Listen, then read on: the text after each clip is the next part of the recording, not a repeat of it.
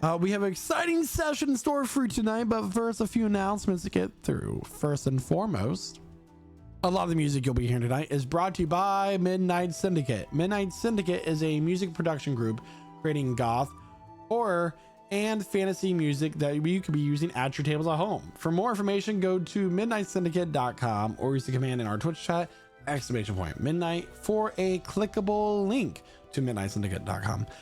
You can watch your music videos on YouTube, listen to the music on Spotify, or even ask your Amazon Alexa device to play Midnight Syndicate right now.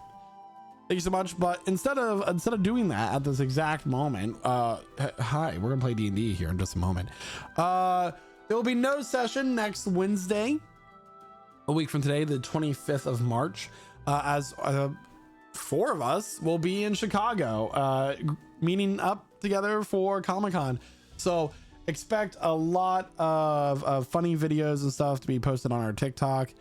We might even do a lore reading or two, that sort of thing. Speaking of lore readings, we also will be start doing campfire lore videos about this world on the TikTok page very soon, so keep an eye out for that. This world has very deep and rich lore that I've written. Some of the videos will also explore lore that has not been expressly stated in this campaign. It simply just exists as it is. So if you truly love lore and, you know, the writings of people, follow us on TikTok at Lich Souls TTV for that. And yeah, it's a great time. And you know what? How about we play some Dungeons and Dragons? Who's my summarizer today? It's gonna be Jeremiah. All right, everybody. Well, grab your drinks, grab your snacks as we welcome you to our table when we begin tonight's session of Prestige Encounters.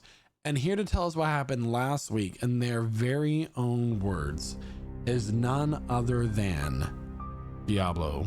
Take it away.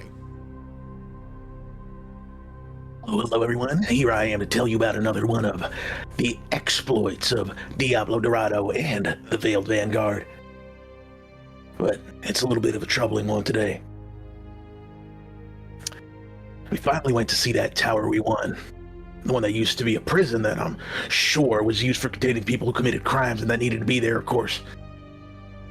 That Ossuaire fella, he decided to stay outside on the island for whatever reason, but we split up to check out different parts of the tower. I went upstairs with Emma and Renatus, found some screwed up office where a ghost was writing off about rules about us expanding the tower, all that stuff, said we needed to fill out the proper paperwork. Whatever. He called himself the warden, and after a little while, he eventually left to meet someone at the shore. At least that's what he said. I didn't see nobody myself. We scoured through the office for anything that might catch our attention, and no luck there. We kept moving up.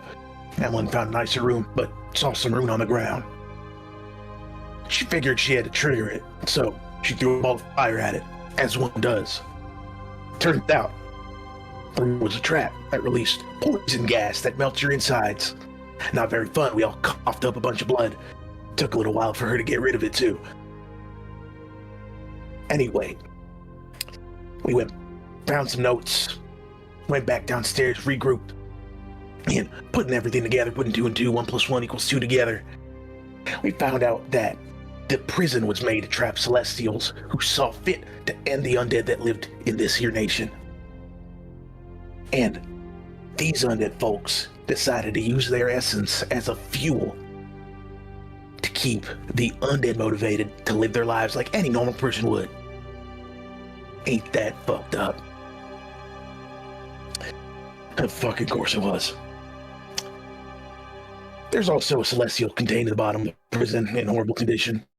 Great. We get in good graces with a god, and now we build a base on top of one of their tortured soldiers. The place was flooding the whole time. That miasma was bad news, so we had to make sure to stay out of it. But we eventually had to wind down for the night, even if it was uncomfortable. Resting your head against a bunch of gravel ain't fun.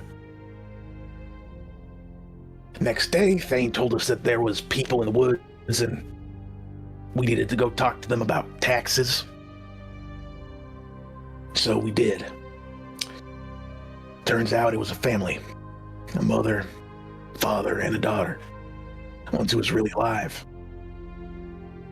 So they got kidnapped from their home near Fultracia and dragged here by some fucks who wanted to sell them off. Just another example of how shit this place is and the people who live here. We told them we could get back home. Get them back home. Emmeline even knew a spell for it, but she was insisted we keep them to help us work. I wasn't having it. If we could get a more family out of this hellhole, we would. We took them back near Thane, and he told us they were a group of Oni. They revealed that to us after being exposed by the bony man. Now, to be honest, I wasn't happy that they lied about their nature, but they seemed sincere in their good intentions and desire to be home. I was especially sure they needed to be back home when Emmeline insisted that we keep the daughter, the kid. I pulled Emmeline aside and told her how I felt about it. How we're supposed to be the good guys here. And that we shouldn't keep a family here when they were taken. How, with all the compromises and morals I made here, this wasn't going to be one. I knew how bad it could be, how bad it was. She finally budged, but she didn't seem to like it one bit. That scares me. That someone I consider a friend of mine, someone who I trust with my life, was acting this way. It's just another example of how this place corrupts people. It's no good. But I guess we're fixing up this tower and making it our base of operations for now.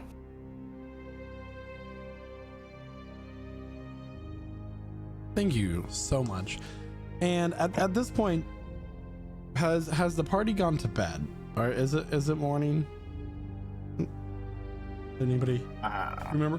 We're gonna go ahead and say that if you haven't already, you may mark your character sheets for a long rest.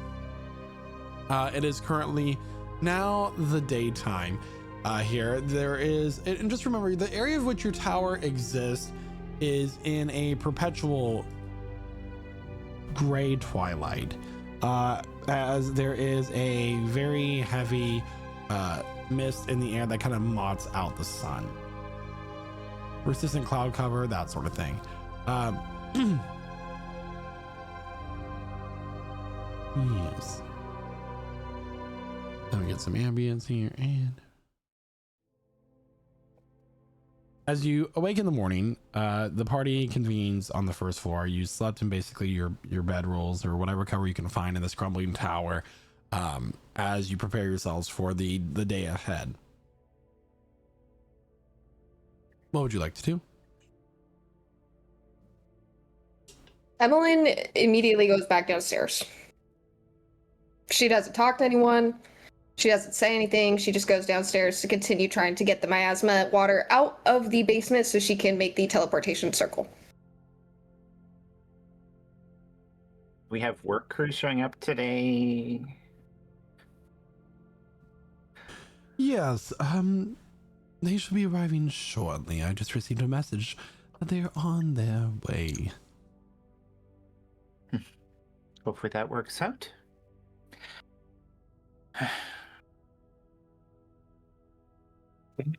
As Ellis, not Elf, Emmeline is, oh my god, as Emmeline is working on the teleportation circle, as if on cue, you start to see figures start to make their way up the hill of which the Warden Spire is constructed on this moss-covered cobblestone path.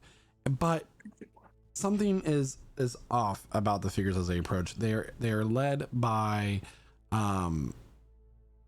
a figure with banners on each side of her, and as the fog begins to dissipate as you move in closer, you see that the one leading the party, that is currently flanked by these porcelain made mechanical guards, is Lady Darthbine. And I have a whole description for what she's wearing today, so be ready. She wears a high-necked Grand Dame gown crafted from the shadowed silk that you've seen used in many of the fashions of the many houses. It actively drinks the light around it. It seems that her silhouette is a sharp hole cut out of reality. The skirt is structured with a hidden framework of polished ribbon steel that gives it a bell shape that remains perfectly motionless as she is like floating up this hill. Over her shadow silk gown is an external exoskeletal bodice that is hand carved from the bleached bones of a vanished giant. And it is polished to a high gloss ivory sheen, and the lacing on the back is not ribbon, but living sinew that pulses with a faint rhythmic purple glow. Tightening and loosening in perfect symmetry with her breathing as she makes her way up this hill. Her porcelain face is framed by a radiant halo of needles. These are long black lacquered spikes of cold iron that fan in a perfect circle behind her head. And today, the black lacquer in her facial cracks seem to be slowly bleeding, creating perfectly symmetrical lines that resemble frozen tears running toward her jawline. And draped over the halo is a very pale black veil that is translucent and rigid, catching the twilight of the sky above and fracturing it into thousands of tiny sharp rainbows that dance across her porcelain cheeks. On her hand, she wears elbow-length velvet gloves, each finger tipped with a silver claw designed to look like a stylus needle. And as she gets closer to all of you, you get the scent of frozen lilies and formaldehyde. Perfectly balanced, of course. She approaches the party, the many skeletal workers behind her stopping in perfect march as she stops. Danasha curtsies. Lady. Naoki bows. Your spire. She looks up at the spire behind all of you as you meet her out in this courtyard. Is historically significant, I suppose. Your voice ringing like a bell in your ears. But it is interesting that it is imperfect still.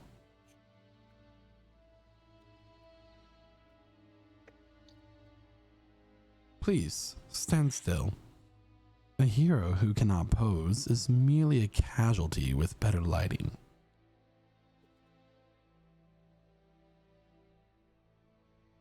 Now, who is going to give me a tour?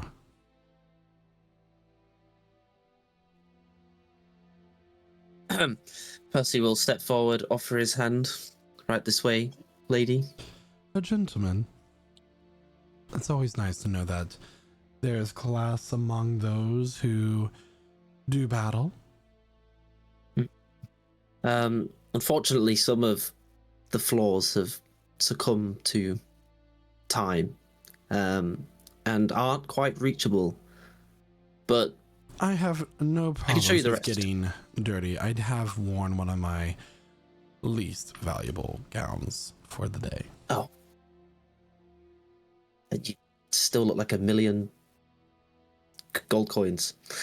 A million And he'll and a start half leading at her least. around. Oh, of course. My apologies. And he'll start leading her around and showing her what they found, basically. Well, I did not expect a lady to grace us with her presence today. Thane says, as you all kind of follow several feet behind Percy and Arthvine, walking behind the procession. As you guys are walking, you can hear Emmeline from the basement kind of just shouting, "Is there no bucket down here? What were these people doing?" And she has no idea Lady Darthvine's here. If you excuse me, and Naoki will go downstairs. Naoki Yeah, goes I mean, downstairs. When you get there, she's just trying to find a way to scoop this water and get it. So she's looking for maybe a lead bucket or something of the sort. She's going through the rooms that are accessible. Naoki will knock on the brick. Oh. Yes. What? Is something wrong? Nothing's wrong, but Lady Darthvine has graced us with her presence today. Are you serious? Mm-hmm. She's I don't upstairs. even have the area ready yet. Oh, okay. Okay, I don't have anything ready. I didn't even brush my hair. It's She'll okay. kind of comb her fingers through her hair, put her hat back on. Okay, I'm gonna try and get this area ready. This looks awful. Are they coming down here? Okay. Eventually, do you need some help? Please, please. Yeah, Yeah, I can definitely do that.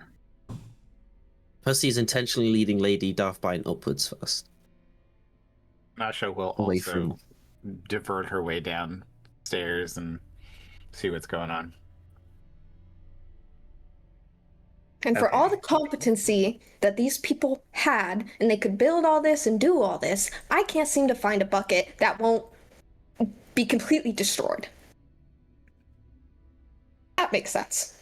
I mean, you would need to Yeah. have a bucket made of lead That's what I'm trying to find. and eternal bone. Sorry, her construction team's up there. Maybe we should, be prepared to greet her instead of being worried about cleaning up this mess. I don't want it to look in shambles more than it already is. I want this area to look nice for her to come down and see. Well, I don't think we can clear the water, but we can probably move some of these rocks out of the way. Maybe stack them in a night pile. As Percy is walking Lady Darthbine around the second floor of the warden's office, the architect's office, she'll look to Percy. So tell me, Darcy, what have you found about the history of this place? It's quite fascinating. We found quite a lot. It used to be, I presume you already know, but we can recap it for you. It used to hold the prisoners of war, the angels, and they extracted their life essence to give hope and purpose to the people of the Sanguisian Empire, to give them a new life. To the angels didn't need it anymore, so they found a new purpose for it. It's quite fascinating stuff. And have you found the means to replicate this at all? I mean, it's quite advanced stuff. I think Emmeline's currently interested in replicating it and working on that. But I will myself, say, I'm more. Oh, yes. Yes, my words do take priority. I will say that if you were to reestablish that ability, not saying that you are incapable, but the Grand Imperator might find it interesting as part of his expansion of magical knowledge. My only concern for that is I don't see how we could bring an angel alive here, since the last one we found in the Singisian Empire was corrupted and we had to put it down before we could capture it. We didn't really have a way to stop it. Yes, that is indeed an issue. Of course, it's not a priority of ours to find this technology to be working again, of course, as it's not needed. I wonder, though, I know that there is quite a civilization that has been displaced since the Tears of Tumes from their original kingdom that carries some sort of divine blood. I wonder, and this is just a theory, if that could somehow be taken en masse and then concentrated into the potency of a true celestial. But these are, of course, just whims of my mind. Oh well. Shall we continue? Of course. And he'll continue leading her around.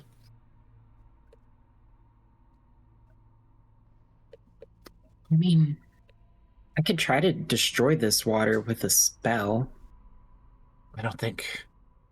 I think that with the what they talked about, that it's not going to be as simple as just using a spell to destroy it.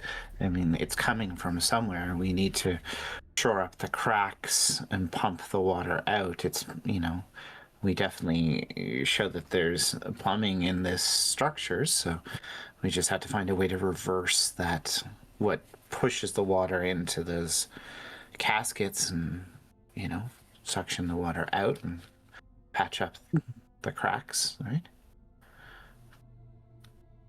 That makes sense to me. I don't have a suction spell. So...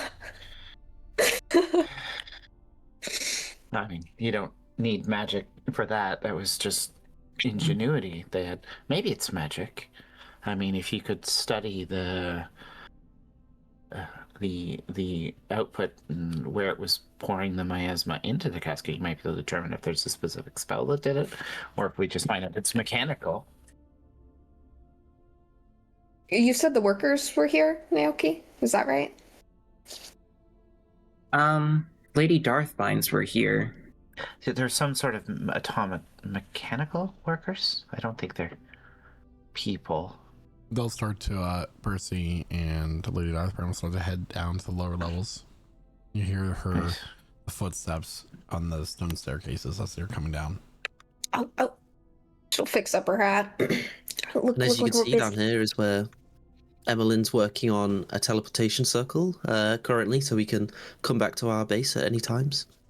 Your Grace, it's such a pleasure to see you. Hello, darling. She'll do it. She looks around. My, what a mess. So, have you explored the full island yet? A time. Very well.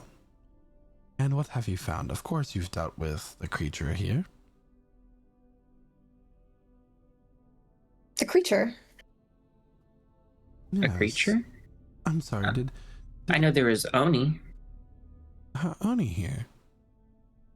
Nothing to worry about. I assume they're taken care of? Well, they will be, but they're of no threat. It is your land to preside over as you wish, however you deem fit within the given laws of the land, of course. Oni, I was not aware of any of their lineage being present on the island. Of course, I'm speaking of the parasite that lives out in the woods. Parasite? Yeah, they didn't come across. It hasn't made itself known to you, which is quite surprising as it is quite large. You see, as you have well discovered, that there was once a grand war between my ancestors and the followers of these righteous gods who thought that they could claim to whatever they sought. And of course, in these battles, people, how do I want to say this, cease to exist. Of course, when things of celestial creation no longer breathe and live, a corpse does occasionally get a parasite living within it. And that is where this creature has come from. Of course, no one has lived here in so long, and it can't leave the island. We never thought it needed to be taken care of. And when we gave this land to you, we thought it was well within your ability to take care of it if need be. But I will say that if you choose to ignore it, it will come to your door at some point and probably lay waste to this tower, what remains of it. You said large. Do you know what kind of creature? You said it's a parasite? Oh, indeed. Monstrous thing. Like a worm, perhaps? With legs. Okay. Thinking more of us if a hairless cat was a lizard. Fascinating. I'm sure that we can go on an expedition today Which and gives lay me a waste to it. thought. She'll look to one of the porcelain guards. Take a note for my next line of fashion. Hairless cat clothing with scales. We might have something for next year then. I suppose we'll go deal with this problem, and we've laid out what we were looking for. But obviously the tower needs to be repaired first before we can really start to fulfill our plans. And which brings me to my next point. I did bring all of the workers for you to complete this project in an expeditious manner. I, of course, assume that you have picked a quartermaster for your home of operation. We have. Yes. And who might that be? Sir Thane. I am honored to take the lead as their quartermaster, my lady. A suitable quartermaster, I'm sure we'll find him to be. And as a little tower warming gift, I do have this. And she snaps her fingers. One of the workers brings forth a ivory chest about this big, like the length of, a wand box from Harry Potter. And from it, she produces a black, sharp, knitting needle length lacquer needle. This is an item that I created just for you. I see that you often have tears in your clothing, and I thought it might be interesting if you have something to assist with that. This is called the Needle of Necessary Revision. You can use an action to touch the needle to a piece of clothing or armor. It instantly mends any rips, removes stains, and repolishes the material to mirror-like sheen. Additionally, the item is resized to fit you with perfect symmetry. It's fascinating. Wow. And gracious. I will Thank add you. that this can also fix magical items if of that nature as well, if they are found to be damaged. This is truly just too kind. Thank you, my lady. I'm gonna put it in the Twitch chat. Is it an actual item that exists, or did you create it? I created it. Nice. Ooh. Was that being given to the party or anyone specific? The party. Sanasha will look at it and touch it to her clothing. And it's immediately cleaned, and then the stains are removed, that sort of thing. The grime from last night. It's kind of like precipitation and mending on a more powerful scale for armor and clothing. Yeah. Does it repair the patchwork parts of clothing that Sinasha has done on her clothing to the original fabric, or does it just tidy up the stitching and make it look It more restores presentable? the garment. So interesting. Now, don't you worry about this teleportation circle at this moment. The workers will be happy to come down here and deal with the miasma leakage, as you can say. Excellent. Is it water? It is a liquid. Okay. Does anyone in the Empire know the nature of the miasma? I'm sure it's something somewhere. And is no one concerned at all? Why would we be concerned? the difficulty building this tower would suggest the destructive nature of it over time. I assume it's only going to spread. So far, no spreading has been found. Huh.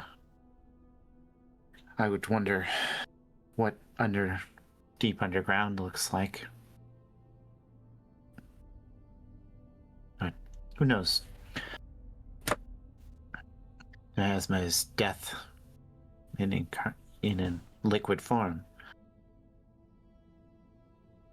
I mean, it truly, it's fascinating. I'm sure you know most, if not all, the history of the tower, but the foundational aspect of it is quite magnificent. They have workers, more automatons, you could say, that are constantly keeping the foundation in the bed of the lake, basically, hammering constantly. Isn't that fascinating? Very fascinating. Well, everyone, I must be off as I have many things to do with my day today. Of course. And Thank you. one last thing. Would you like me to provide you with a priest or priestess to handle the lingering spirits you have here?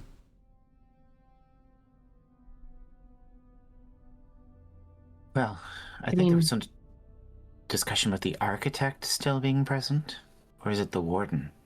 The warden. That's the figure we saw.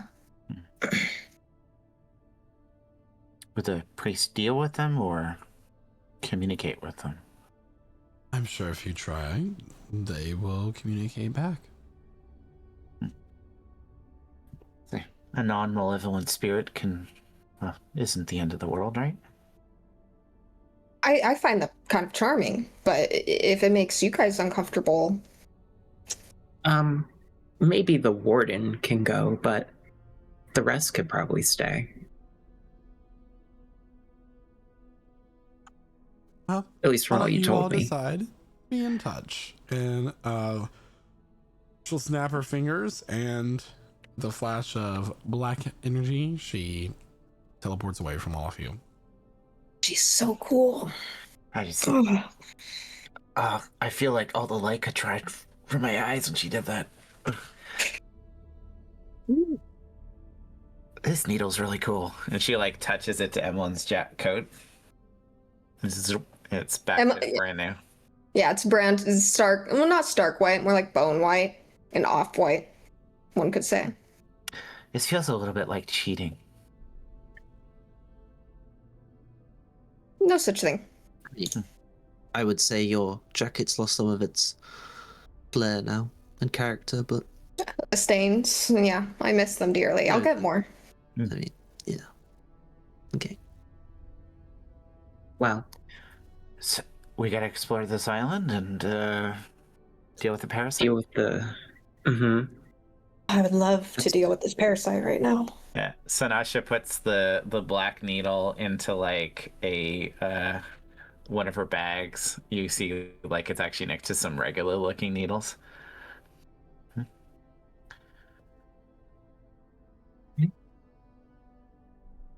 Great. Let's get on our way. Yeah, I hope that they finish that basement by the time we get back, but we will see. They're already hard at work, I can see. That's good. I was gonna use as the- control water, but oh well. It's not water. It's a liquid. As the group start heading upstairs, Percy will hold back Diablo. I thought something I should bring to your attention is that Lady Darthbine mentioned that there might be a way to replicate this hope and souls that they put into the people of Sanguisian Empire. I feel like this should be withheld from Emmeline. I feel like it would drive her mad knowing that she could recreate it. And I imagine that the method can't be anything good, can it? I don't think so. She mentioned using not angels but a lost race in the Tears of Two Mace. I can't remember exactly what these people would be, but I'm sure that genocide of these people would not. This is not right. So she wants us. She wants us to replicate the thing where she maybe had the excuse that the Celestials were coming down to destroy them and they didn't want to be destroyed, so they would use them. But she wants to take people that have nothing to do with this and use them as a source. I mean, she mentioned that it wasn't a priority, but then I felt like she was pressuring me into trying to pursue this, but of course I don't want to. That's why I brought it to you first and not the group. I didn't want to let Emmeline know about this. Some noble like that, they don't just suggest something with maybe we should do this, maybe not. They want it. Yeah, that's exactly what I thought, but I just wanted to let you know you could trust me with these things, and I won't tell Emmeline about this. Good man. He pats Percy on the back.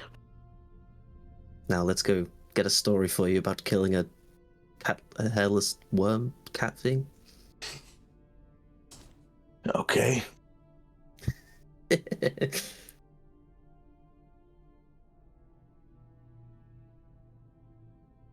So, what is the party currently doing?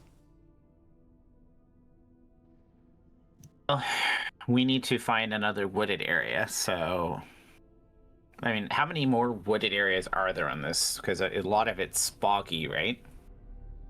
A lot of it is bog, and honestly, Lady Darthbrine could have meant the marshland or bog that as the wooded area. You're not sure. I mean, I figure we just walk around. yeah, it's not like big enough. We can't just spend like a day walking the periphery, right? It is quite a large piece of land. I mean, if you look at the reference of your map, the island in which the Warden Spire exists is roughly, dare I say, hold on, let me double check this just to make sure. Yeah, it's about half the size of Elnira, and if you remember, Elnira is about a 2 weeks walk from one corner to the other corner, so you can spend a whole week exploring this island, not to mention the terrain difficulties that a bog might present. Okay. Well, Perhaps instead of us meandering blindly, Naoki could scout for us in some other shapely form that might have more speed. yeah, maybe we can see if we can get the spirit of the warden back and ask him if he knows where it might be. Or the Onis. The Onis might know as well. If they've been out there for who knows long, they might have seen it. I'm sure. Mhm. Sure they know. It's one of their many other secrets that they decided to hide from us. I mean, nice, whatever.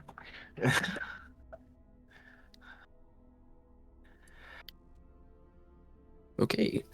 So are we gonna do all three ideas? Somebody's gonna ask the Onis, someone's gonna ask the warden, and Naoki's gonna fly about. See if you can find something. I'll go ask the Onis. I will go attempt to find the warden. I think I'll go with Percy. I guess I'll turn into a hummingbird. What? Maybe turn into something A hummingbird. faster. I love you, Isaac. You're awesome. Turn into a hawk. Shoot. Turn into How a fast shark. can hummingbirds Jump in the go? water. Hold on. Diablo A will hang shark around would wherever die. Sorry, was that Jeremiah? Diablo will hang around wherever Naoki decides to buzz around. All right, so we're doing the hummingbird. Okay, got it. Okay. It can go between 20 to 30 miles an hour, or they can get up to 60 miles per hour during courtship dives. Very interesting. I'm telling you, don't mess with hummingbirds, man. They're fast. Ooh, yeah, you were right. All right, so let's start with Percy talking to the Oni. Okay. I presume they're quite easy to find. Yeah, I mean, you guys kind of like tucked them away to the side while Lady Darthbrine was here. You Yeah. approach them. They're currently eating some sort of like very stale bread that they might have had in reserve as you approach. Is it time Hello, to I- go? Yeah. Not quite yet. I do apologize. Sorry. Go ahead, Sash. No. You can go. Was your No, not quite yet. Unfortunately, we are still working on that. We just wanted to ask: did you happen to see any large creature on the island while you was here? like a giant hairless cat monster? Me, or rather, stealthy and tried to hide as we were here on the island. We did hear a monstrous roar in the night about 2 nights ago. Just to From be any safe, we used our innate ability to turn invisible to try to hide from whatever may be there, but the fog is too dense here and too opaque, and we couldn't see anything. That's Is it fine. from the same area that you were in, or is there a specific direction? The roar that we heard was to the west of where you found us. To the west. Good. Thank you for the help. Appreciate it. Are you? It won't be long before we can get you home. Yeah. No, they're building the teleportation circle. While we have to kill the creature. It's a danger. You're good that you hid away, but yeah. She gives them another couple rations from her stock. Please eat something a little fresher. I know hardtack's not always that good, but dried meat is better than just. Anyways, we've got to go. We should get Naoki to scout that area first. Let's hope the people looking for the warden find out something that's more specific. Hopefully. We'll go ahead and go over to Emmeline. Where do you go? Yes. I assume Renatus is with me. So I'm going to go back to the warden's chamber, his little office. How to conjure a spirit. Hello. Warden.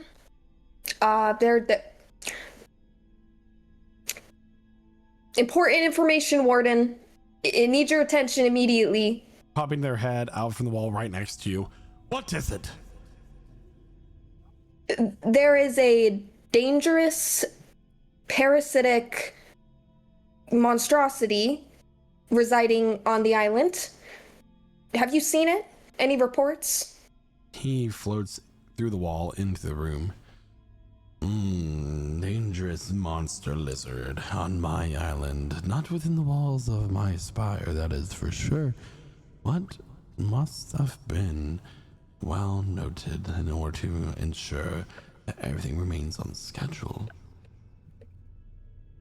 Are you new to the working crew here? Perhaps he'll look you up and down. Not a guard, not a jailer. Are you my new torturer? I don't believe so, sir. I am new to the crew. My official title is coroner, but I can do whatever you would like me to do after I complete this task.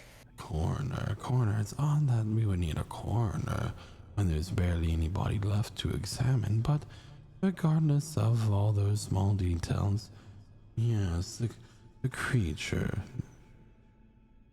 it does exist. It does roam the island, but we often keep it at bay. How so?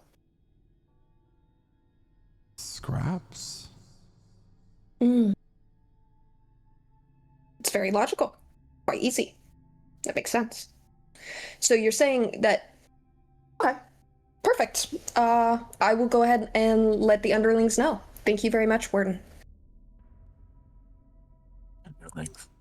Very well, very well. I assume that the proper paperwork has been filed for the those working on the tower at the moment. We can't have any undocumented changes to the structure. Yes, we have cleared it with the nearest city of Astorum and the leader, Lady Darthbine, and she has signed all appropriate papers. Darthbane, I do not know the name, but these lords and ladies are constantly changing in these dangerous days. Can't keep them left, right, up, or down. Very well, that will be all. Yes, sir. Thank you. And she'll close the door and... One last thing. Yes? If you find Alara wandering about, tell her I'd like to speak with her. Of course. With haste. She'll close the door again. Okay. That gives me an idea, though, Renatus. Perhaps we could lure the creature in instead of trying to find it ourselves. What do you think? And she'll head back down with him. He just didn't say anything. Yeah, pretty typical. Strong but silent. Is Naoki actively a hummingbird and searching right now? Yes. Okay. So Diablo's just went out to the courtyard with Naoki, and he just turned into Naoki just turned into a hummingbird and is zipping along the Lumen. All right. Zipping around the tower. Go ahead and make a perception check for me, please, Naoki, based off of the stat block for a hummingbird. You don't know what that would be? That's the first time I've actually had to use it. Well, a hummingbird has a passive perception of +3. Sorry, perception of +3, a passive perception of 13. Not too much more than mine. So 13 plus, or D20 plus 3, correct? Yeah.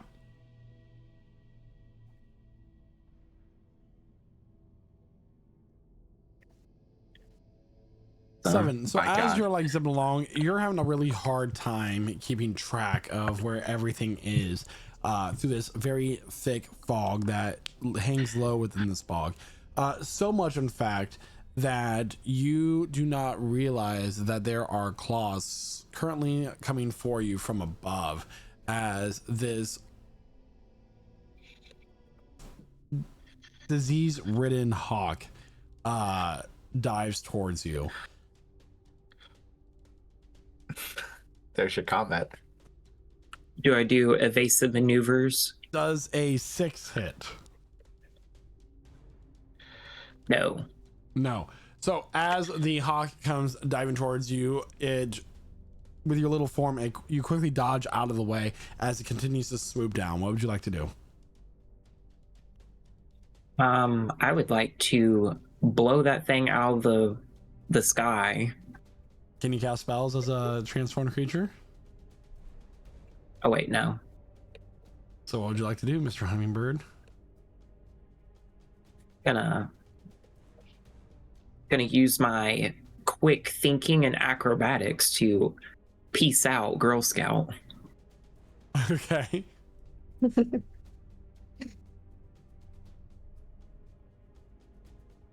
So you are currently trying to run away. Yeah, and I failed. Well, I mean, I wouldn't have made you do an acrobatic. So as you are currently trying to zip away, go ahead and make a dexterity saving throw as it swoops for you again. Man. It grabs you within its talons. You are Natural one. You are going to take 5 points of slashing damage as it squeezes you in its claws, and its claws start to like slash into you. How many hit points does the hummingbird have? Less than 5. This is now holding on to a person. It has 1d4 minus 1 hit point. So you revert back to Naoki's form as this thing grabs you and stabs into you, you start to bleed, and then you whoop, out of the hummingbird form and back into Naoki, which is this giant man compared to a small little hawk, and you fall to the ground and tumble throughout the bog. You're gonna take 7 points of bludgeoning damage as you fall more than 20 feet but less than 30, and smack right into some branches and roots in the bog floor. Oh, not my best landing. Ooh. Could just like kind of hold himself. Do I still see the bastard? The hawk realizes that he cannot win this battle and screeches as he moves further away. Yeah, you better run. You better run. I would toast your ass in a second.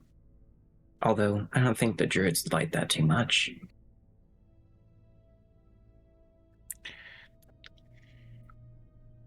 Currently, Where am I? You find yourself alone in the middle of the bog. Hello?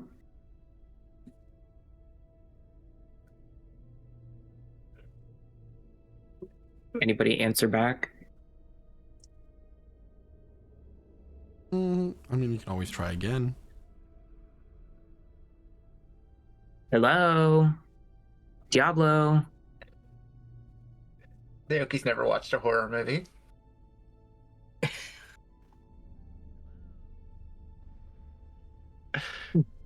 Hello?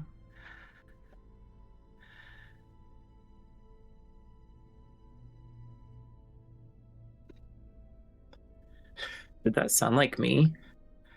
It did sound like you. I'm gonna mute. Are you asking in or out of character? Out of character. Did that sound like me? It sounded just like you. Oh, that's new. Oh, that's new. Let me ask the trees on this one. He's going to use speak with plants. Okay. Hey, all of you little fir trees. I mean, what kind of tree is this? Mostly willow. Moss covered. Really old. So, have you seen anything flying around in your branches, crawling in these woods? Nothing within the branches. Many things crawling along the floor. Anything substantial, about as big as your tree trunk, perhaps? There was one thing much bigger. Have you seen it recently? No, not recently. Okay.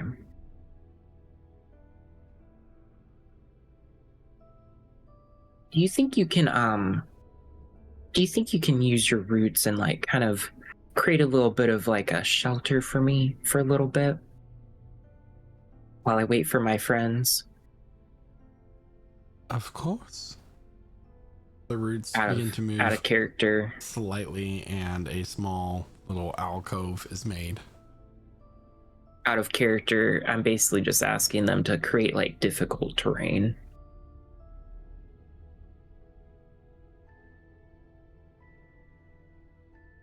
What should I do? I mean, I'm stuck in these woods. How far out are we? Do you see the big building, big stone rock looking thing? The big building is a little bit to the east. Okay.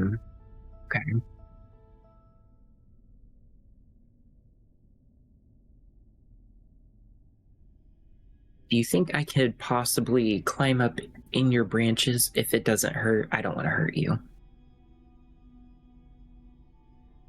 Feel free. You're probably safer up there.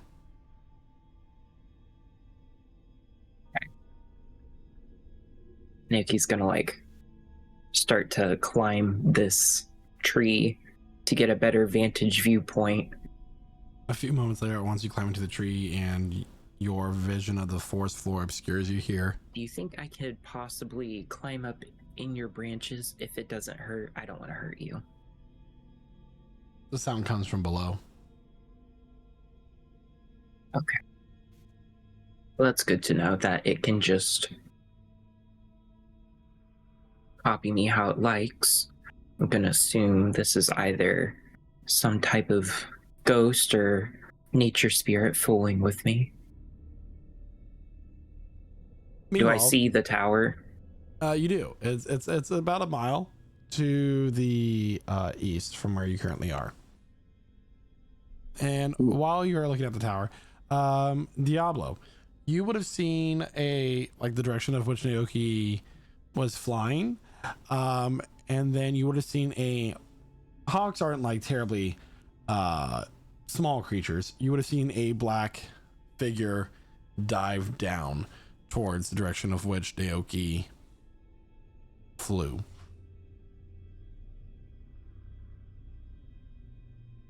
So you would have seen where Naoki went, and then a figure fly down towards, like, dive bomb towards that area.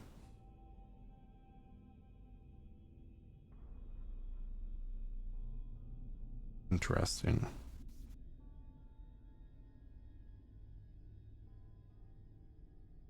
Diablo tells the party what he just saw. You said. Oh. He said he flew to the west? The creatures, that's. The Oni said it was to the west of where we found them, so. I assume it's the same area. Should probably get going.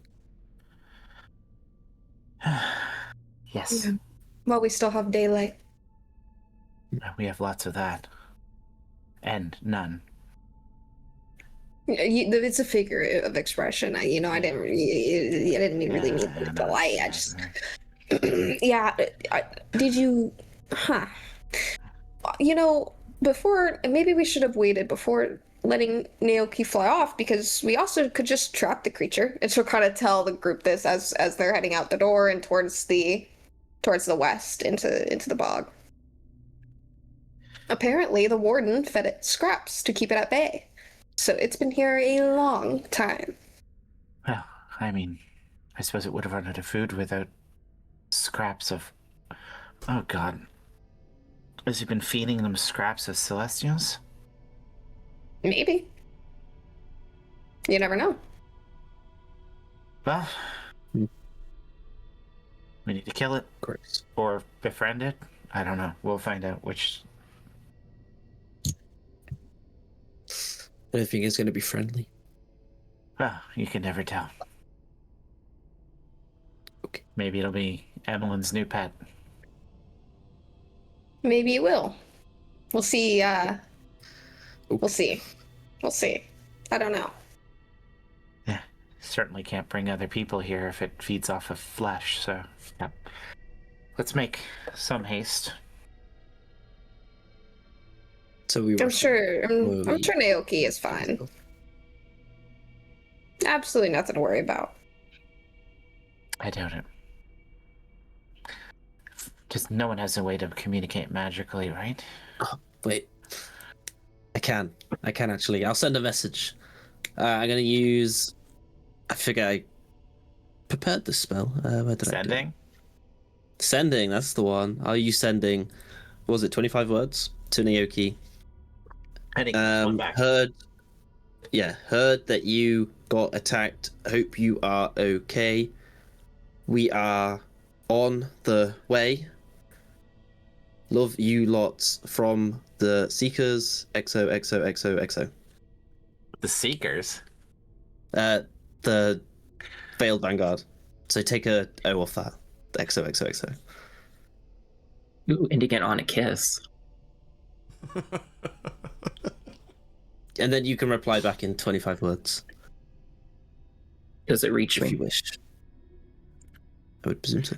You can actually do sending to people on other planes. Yeah, but it's a 5% if it's not on the same. Yeah. We're on the same plane. I'm going on a win there. Oh, excuse me, Mr. Tree. I'm getting a message. Hello? Just use 7 of your words.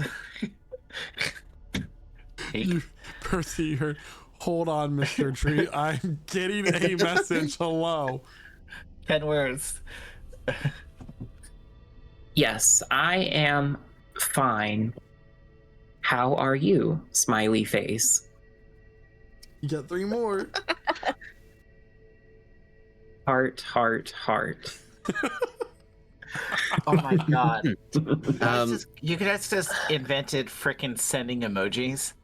I don't think Naoki's ever done this before. I think he thinks it's a two-way system. I'm not really capable of doing that. He says he's okay though. Something about a tree. He said, Okay, "Hold on, Mr. so- Tree." If he's okay, we don't need to look after him then? We'll just go back? I mean, I feel like we should still go over there, but like, I'm being sarcastic. oh, okay, of course. But I think he's talking to a tree of some kind. Hello, Mr. Tree.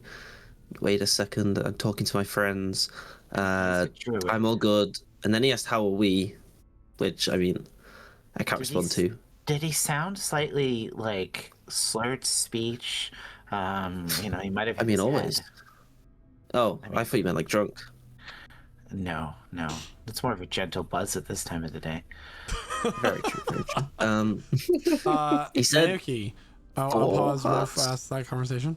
Naoki, while you're in this tree, you begin to hear a sound next to you, a few feet away.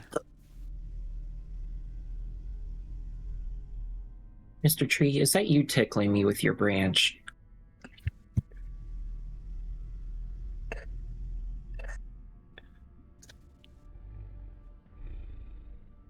He'll like look around, still sitting in this tree. What you thought was a major part of the terrain, you realize is currently a breathing, huge form of a claw covered in moss and revealing white, pale skin underneath. It is currently asleep. It's a claw. A claw.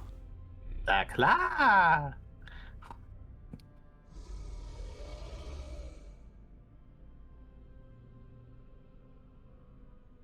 This is not good. He's just gonna like tuck himself more into the branches and then like whisper to the tree, "Can you make your branches a little thicker around me? Can you make your branches a little thicker around me?"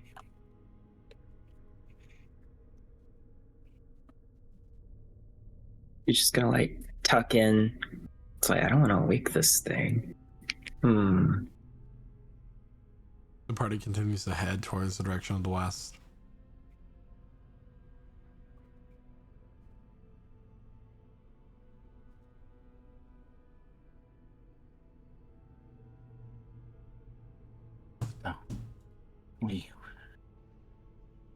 We can't really be sure what we're walking into. The creature should be this direction.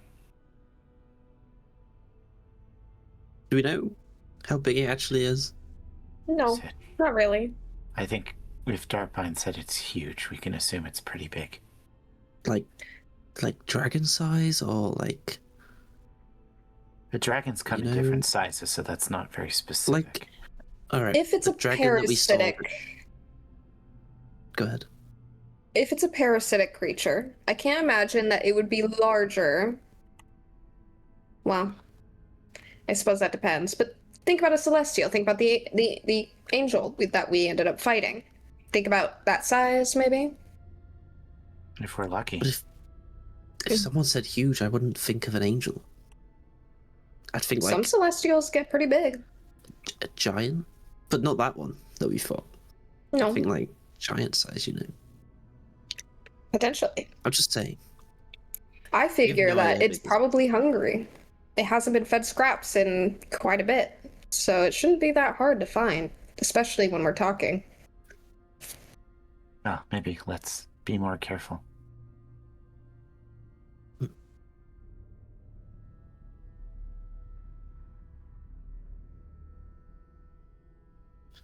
Um.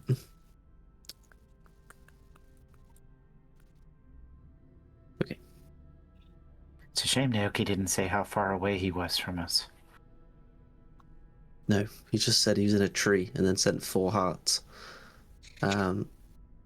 So I guess look for the biggest tree. He This didn't say way? the biggest tree. True, but okay. You know what? Let's just keep going this way.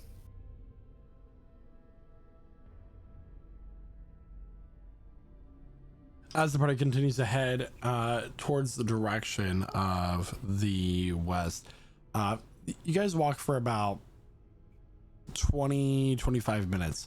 And as this discussion of what this creature could possibly be, Naoki, you begin to hear their voices off in the distance as they're having a very casual conversation walking through this bog, avoiding mud and pools of miasma here and there. You hear that, Mr. Tree? At this point, 10 minutes for speed, and your spell is gone. I think it only lasts for 10 minutes.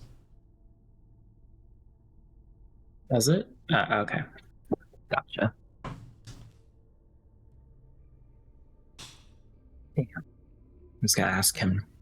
What should I do?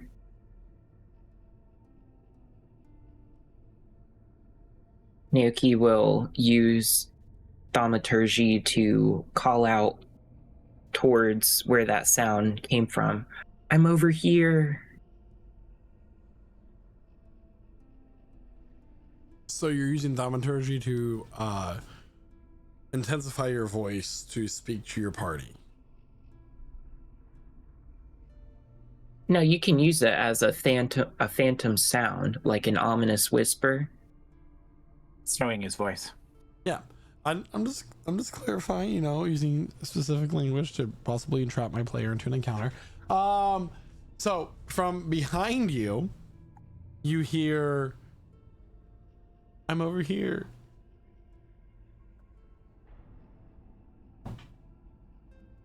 Wait, Percival I did? Turn around. No, you Then- put your voice in their direction. Okay. And they heard that. What is Did the you guys range of hear that thaumaturgy? behind us? Thaumaturgy says it's like 30 feet.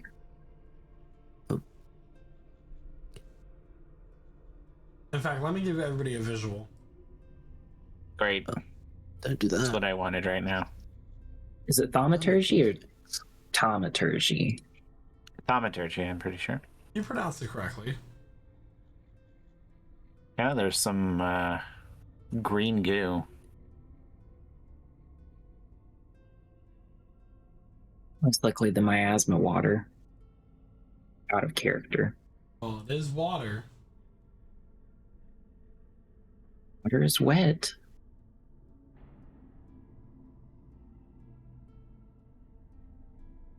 I personally am a water is not wet person. I think it's something that is wet is something that is soaked by a liquid. Therefore, water cannot be wet because it is a liquid itself. But that is a discussion for another time. So everybody, I'm kidding. Probably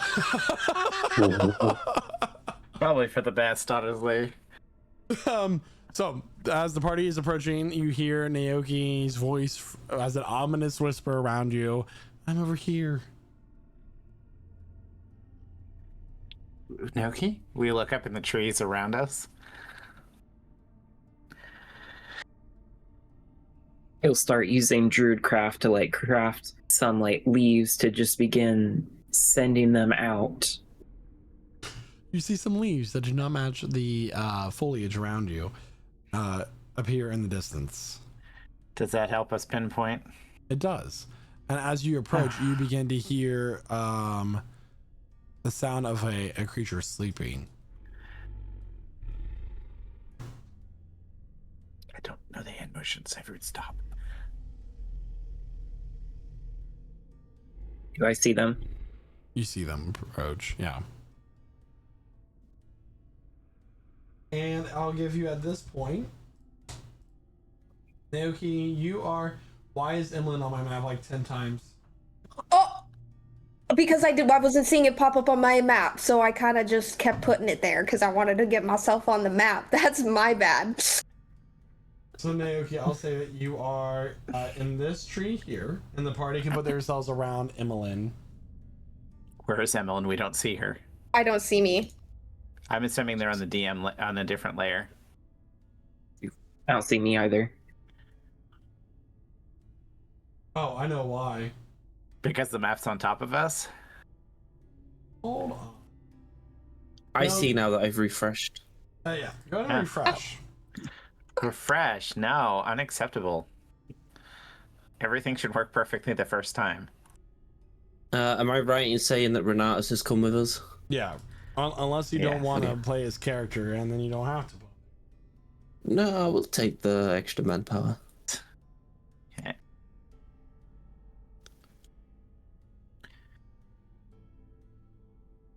So does Sinasha's axe when she turns it on, is it loud? The sound of the crackling electricity? That is up to you. I'm gonna think it. Oh my god. Sorry, that is not a hairless cat. It has pale white skin and no skin, like no scale. Those scales. Yeah, has many rows of teeth of what you can all see. It looks like a dragon that's been very poorly prepared for dinner. Well, there you go. As I'm looking at this creature, is there a way I can make an assumption about it on whether it uses sight? Because I can kind of maybe make out the eyeballs, and they're not that big, so maybe it's not big on sight. Is it big on sound? Is that something I could guess? So I will have you make a nature check. We'll give you a DC of 15 for basic knowledge, and if you get a 20 or higher, you will get some more advanced knowledge about this creature. Can I do guidance on that? Yeah, go and roll for guidance. It's a 6, so Naoki will pop out of the tree and be like, You look hurt. Are you okay? You said you were fine. I'll be fine. This is nothing. Why did you turn into such a small bird? Because one should not disrespect the Just say hummingbird. we're whispering instead of actually whispering. Yeah. No, I like the whispering. No, yeah. I mean, we're a little bit of ASMR. Welcome to Prestige Encounters. when a creature is sleeping, it automatically fails any save roll. Is that right? It is incapacitated at the moment. So it technically, like, and as the incapacitated condition says, I believe that all ability checks automatically fail. Let me double check. To the rules. Okay. To the rules, because I have a plan, team. The rule. Yeah. So- Sinasha does turn her axe on. I will say, incapacitated. You cannot take any action, bonus action, or reaction. Your concentration is broken. You can't speak. If you're incapacitated when you roll initiative, you have disadvantage on the roll. That is all the incapacitated condition says. It's also unconscious, right? Because it's sleeping. So the unconscious condition adds more to that. The unconscious condition, according to the rules, they have the incapacitated and prone conditions. Their speed is 0. Attack rolls against them have advantage. they automatically fail strength and dexterity saving throws. Any attack roll that hits them is a critical hit if the attacker is within 5 feet of them, and they are unaware of their surroundings. So they is that like they can be woken up by a sound, assumably. That's about as aware of their surroundings as they currently are. I mean, if we're gonna just kill this thing. And I will add one more thing. I'm so sorry to interrupt you, Sanasha. Is that if an attack that has advantage against it, or automatic crit, whatever it said, automatic crit, that only applies to one attack. That is not six or six attacks at once. Mm-hmm. Okay. So What? what do we want to do here? I mean, as soon as Let me. you're gonna throw a fireball at it, aren't you? No, I'm going to Are blind we it. fighting? What if it's already blind? Then I don't know. I am guessing that it uses eyes because it has eyes. Most things that have eyes use them. I mean, I was just thinking one of us hits it and, Wait. you know. And then I'll quickly cast Shield of Faith on Sinasha. Now go. You want me to do it? I mean, Hop out of this tree real quick. Let's spread out a little bit so we can attack from all angles.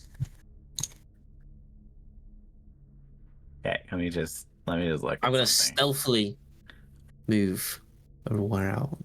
Yeah, I just want to look at something here. I need everybody roll stealth checks, please. Oh, Uh-oh. Yeah. Oh, no. I'm Okay. Uh-oh, spaghetti-o, bro. Yeah. Okay. I mean, it worked. I mean, even if I haven't moved, I'm gonna. Dirty 20. That's what I'm talking about. 12, Yeah. 6, 9, 20, 16, and I need one for Renatus. 17. Once I'm just double checking the armor he wears. I think Breastplate. Breastplate gives disadvantage to it. I can't remember off the top of my head.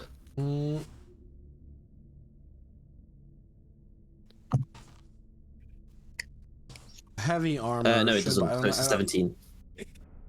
or doesn't. It's It's a medium armor, so it doesn't. We're all good. We're all good. Sorry, I didn't mean to slow down No, you're- stuff there. Oh my goodness. Kick him out of the party right now. You Get are out. fine, my dude.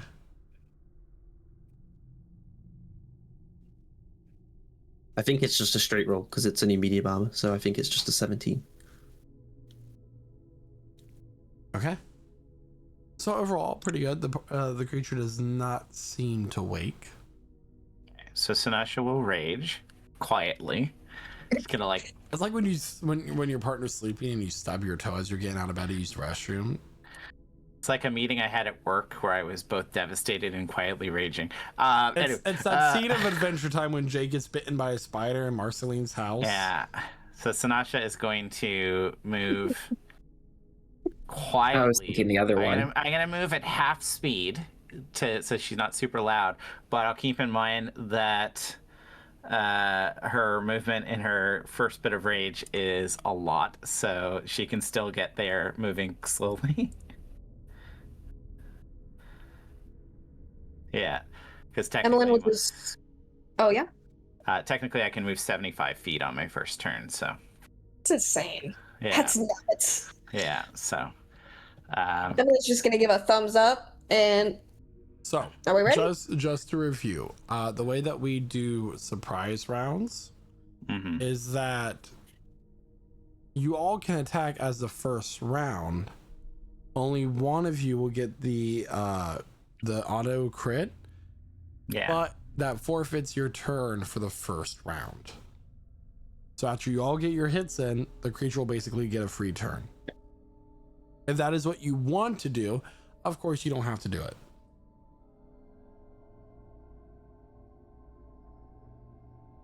I mean, she's gonna hit it. She's gonna get her hits off on it while she can. So, I mean, I still have to attack it. It's not an auto hit. It's like an unconscious person. I still have to attack it. So, she's still gonna go at it with those wonderful attacks. So, give me a second. It's been a while. Been a while.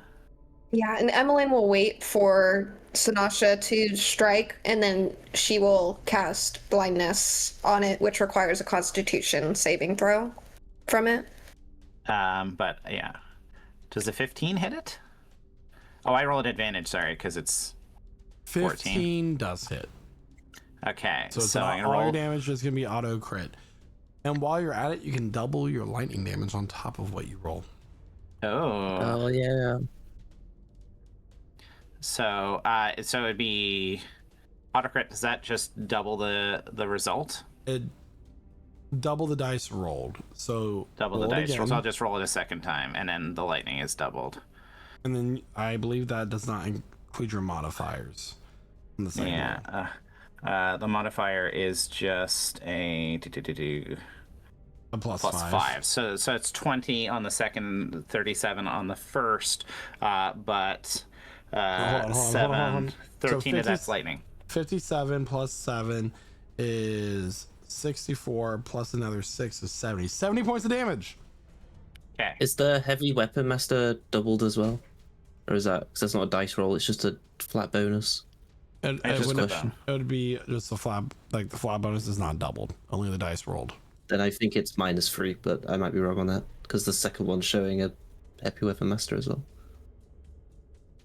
That is correct. So it'd be -3. Okay. So 67. God Okay. damn it. Just for future point. reference. Very sorry. 6, 7. All right. All right. Now I have a multi-attack, so I suppose I should hit again. Huh? You should. At this point, the creature is Also, awake, though.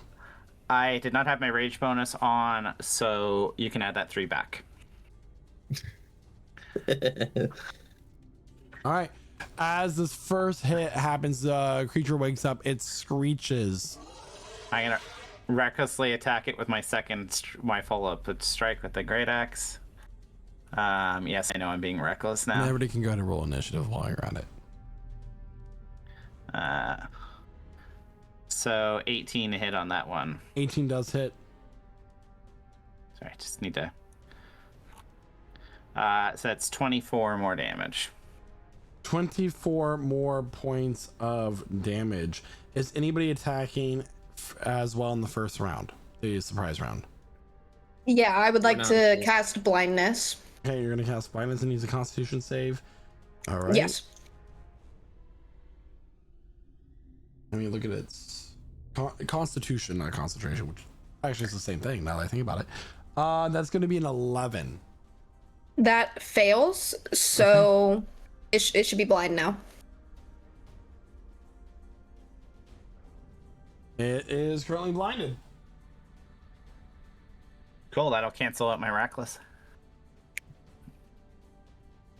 Order of operations, it doesn't cancel out. What do you mean it cancels out your rack? Because it can't see you? Well, if it does not blind sight, yeah. Oh, And then we'll find Oh, out. I never even considered that. Oh no! No! if it has blind sight, it doesn't matter. But at least you tried. That's the story of my life. All right. Renatus is doing Eldritch Blasting, which I think is 2 at level 9, right? It is. It might roll Awesome 3 times, sauce. so. It'll roll 3 times. I'm just gonna roll d20s then and then add the 9, because that'll help me. So that one is a 14. Just hits.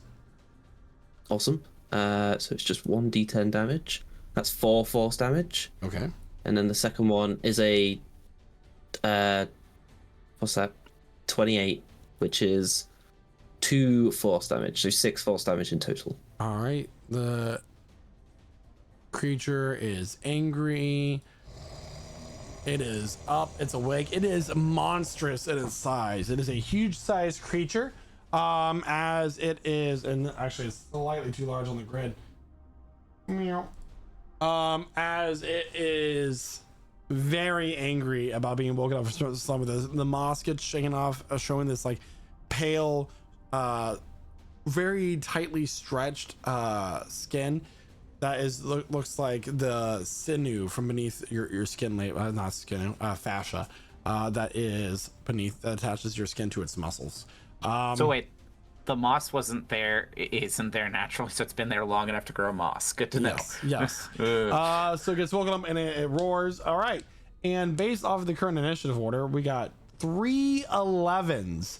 What is Diablo's dexterity score and Percy's? Percy's is 16. Diablo's is 13. All right. So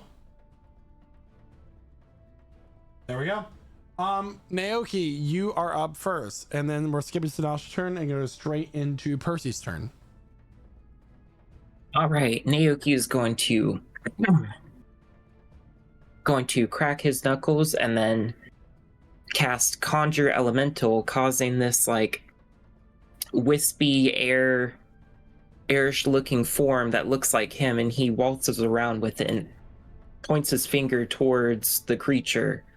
Get it. Go get it. And it's a Dex 15 saving throw.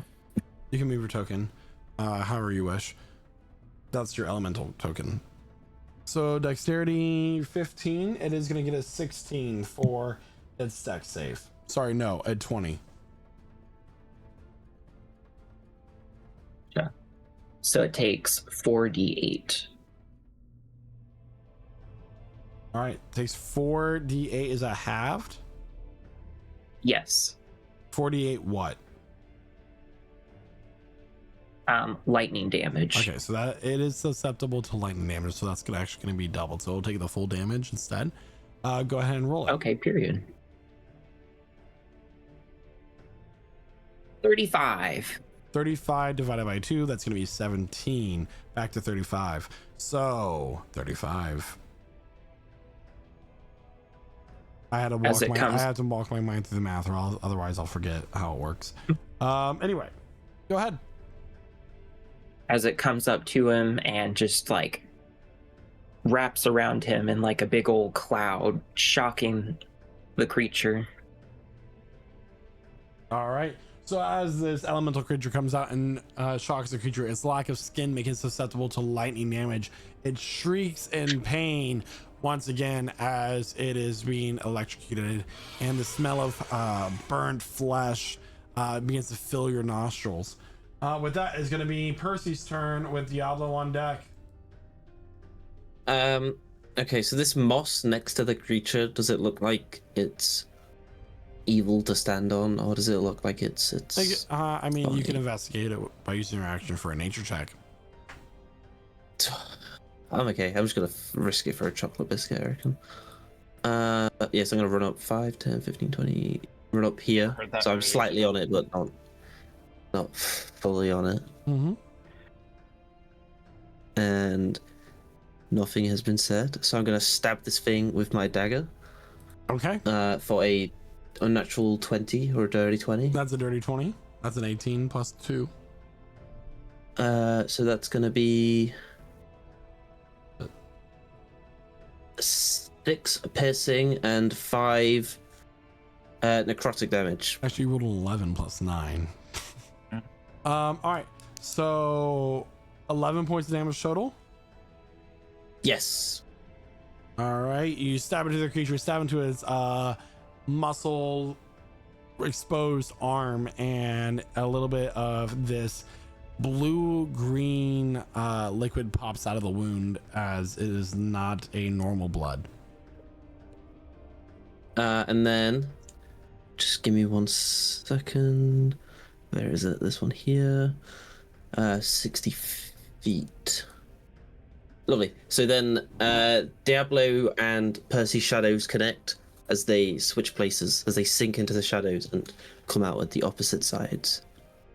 That's my bonus action, and that is spatial transportation. All right. So swap token places. Yeah. Boogie woogie. Lovely. And that will be all for Percy's turn. Great ability. All right, it is now Diablo's turn with the creature on deck. Emmeline's in the hole as Percy stabs into it and then swaps places with Diablo in a blink of an eye. Diablo, having experienced the shadow thing in the past, sees the shadows connect and winds up for a punch immediately. And he's gonna make some attacks. You get Okay. 12 temporary hit points, by the way. I got how many? 12. 12. Cool. That's a 15 to hit. 15 will hit. Okay. For 13 points of force damage. All right. And I need it to make a strength or dexterity saving throw. I understand that because of its size, I can still grapple it, but I will not be able to keep it in place, technically. That's going to be a 21. Okay, so it succeeds. No grapple. Diablo makes another attack. To 17 for 12 points of force damage. All right. Nice. Diablo's punches. And this time I need it to make a constitution saving throw. As he shoots just a shock of his mojo through it. 23. That also succeeds. Alright, and he'll use another point of his mojo for his bonus action to do a flurry of blows. So 25 to hit That will hit. for 10 points of force damage, and a 26 for 9 points of force damage. All right. Diablo running in, punching it several times. His grapple and I'm assuming a stunning strike, not quite connecting. But he continues to deal a massive amount of damage to this creature. And with that, it is now the creature's turn. The creature is going to, its jaws almost as if they come unhinged for a moment as it roars back. Its rows of teeth becoming exposed as it goes down to bite Diablo.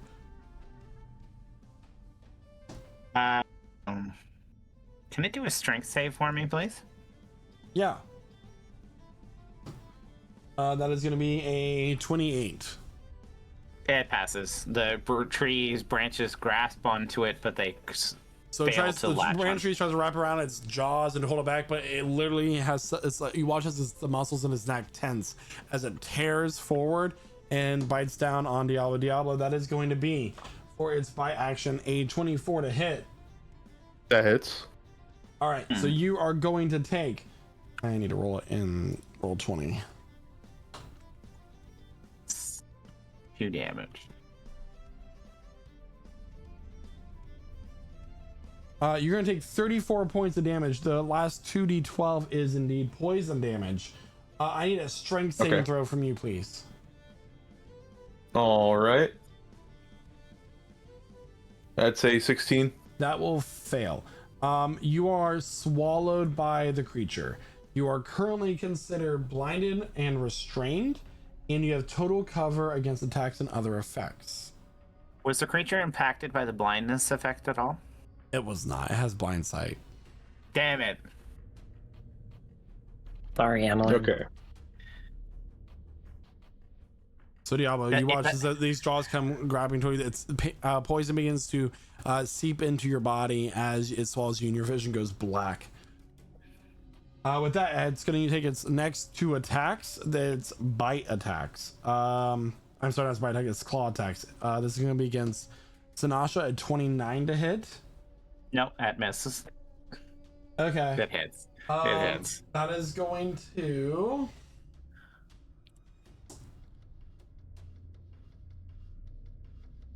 $18 points of slashing damage, halved to 9 because you are currently raging.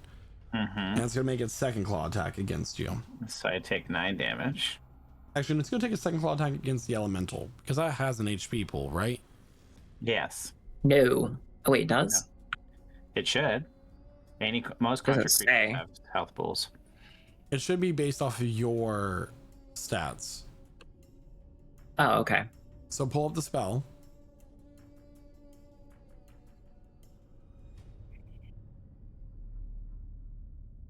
Contra Elemental. Intangible.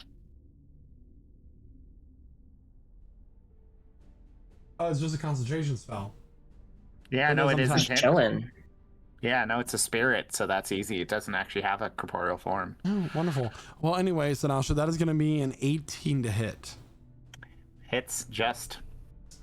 You All have right. +2 from Shield of Faith. If that Oh, it affects misses anything. then. Then that misses. So as it goes to swipe, you put up your blade reactively, knowing that this hit is going to strike true.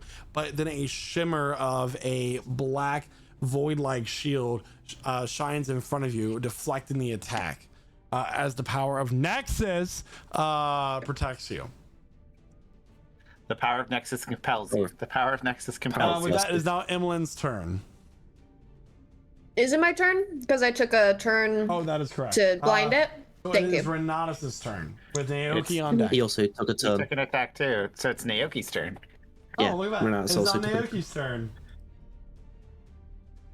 Naoki controls the puppet and like dances with it, commanding it to attack the creature again.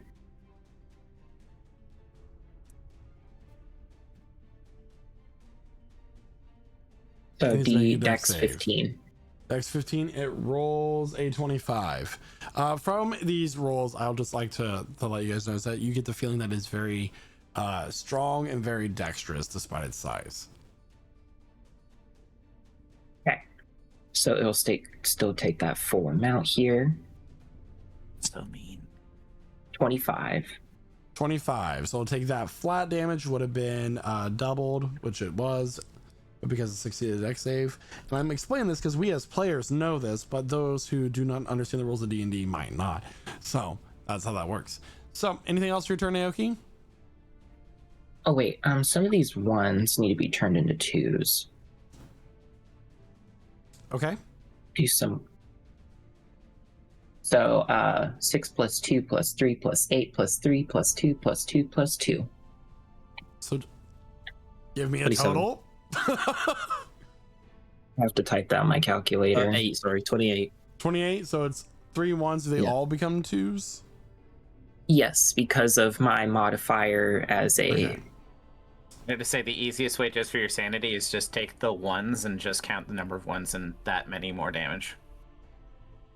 Okay. All right. Cool. At the end of Naoki's turn, it's going to use one of its legendary actions to Of course it is. feed. It is Diablo. Since you are currently inside its Gullet. stomach, it is going to do 3d6 necrotic damage to you. That is 12 points of necrotic damage, Halved. halved, so to 6, and it will heal back 6 hit points.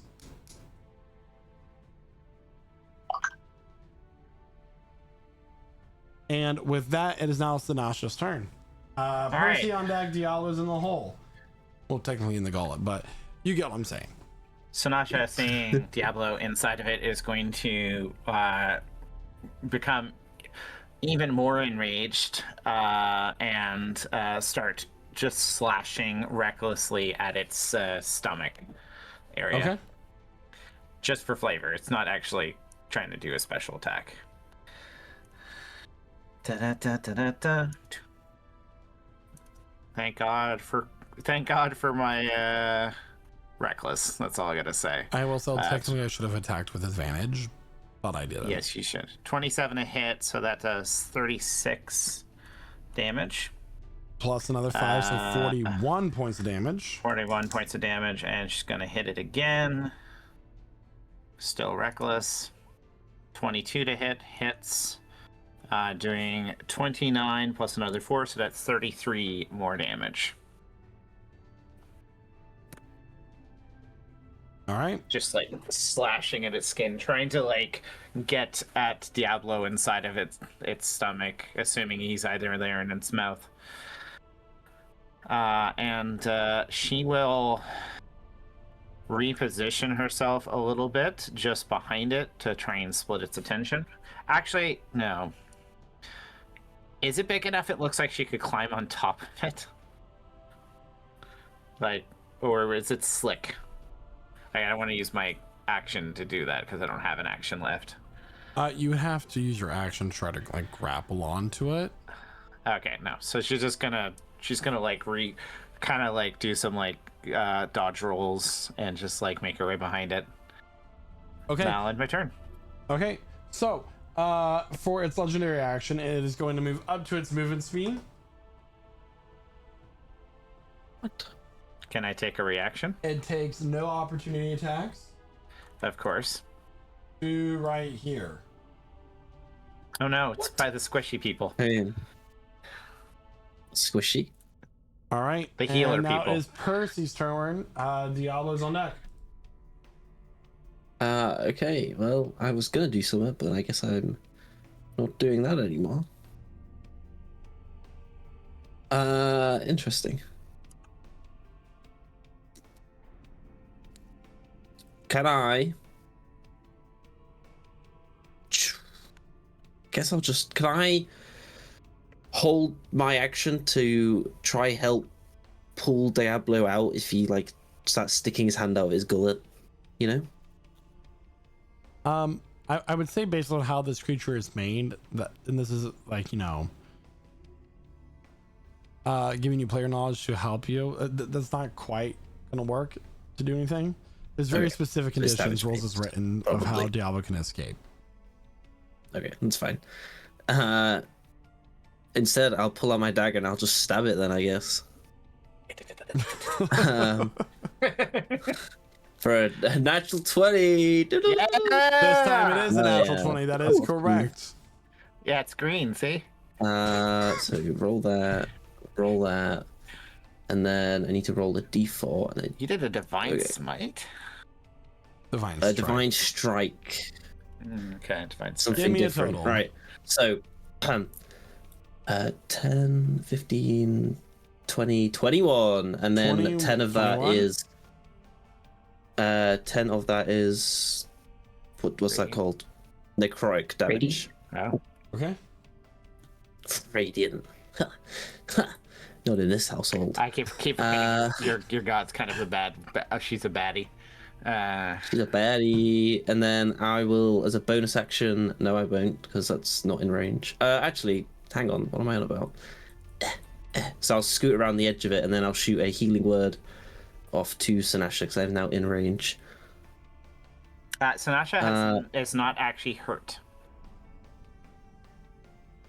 I knew that. I just wanted to help anyway.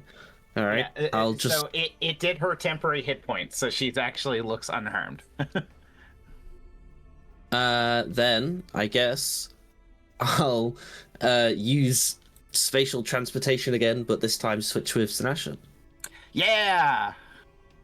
Classic. So you're now next to that rock. Right there? Yeah. Yes. Awesome. That's a good How many times ability. can you do that? Equal to your wisdom modifier.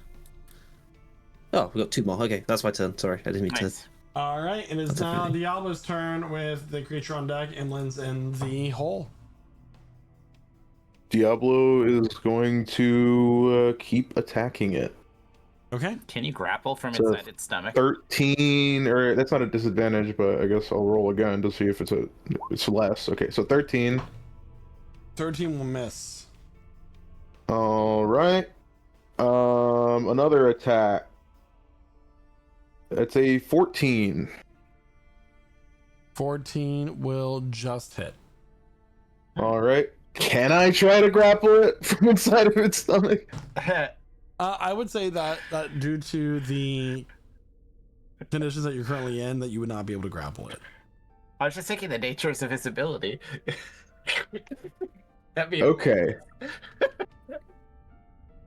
All right, so I'll use a point of mojo for stunning strike, so I need a Constitution saving throw, Very and well. I'll also roll the damage, which was 13 force. So that will fail, but it's going to use a legendary resistance to automatically succeed.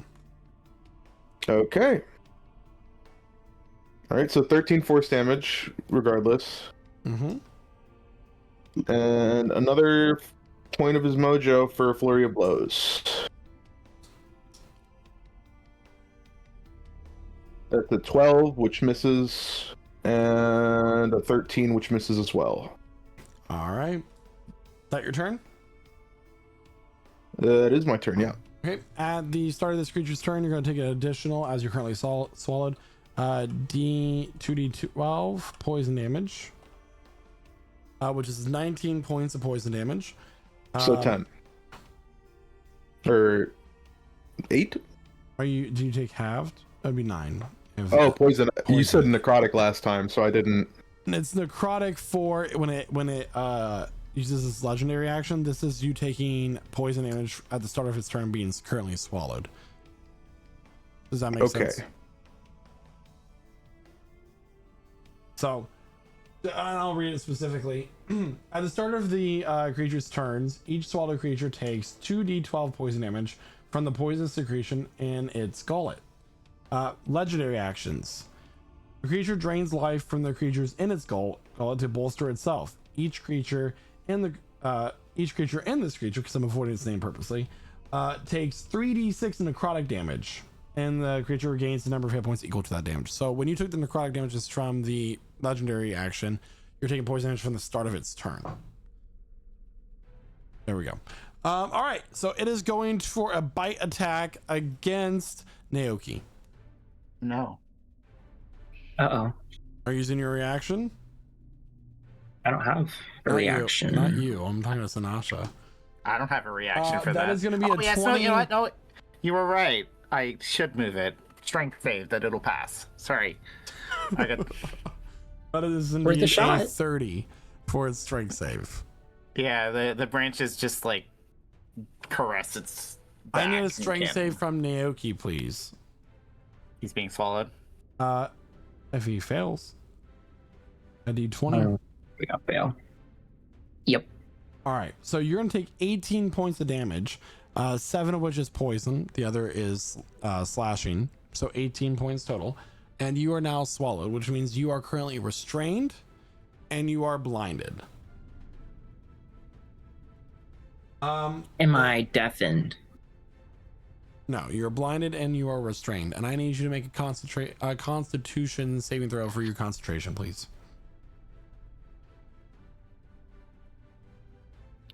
Yeah, you're good. So your spirit is still up, Cool. I believe. If you can't see it, I don't know. I'm not worried about it. Anyway, Anyway, it doesn't require line of sight, so great. you just can't.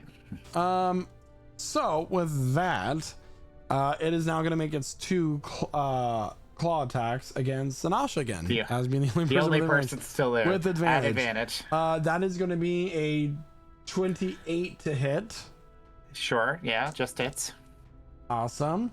Remind me to look at your stat sheet after this. 21 points of slashing damage. Okay, have to 10 or 11. 10. Okay.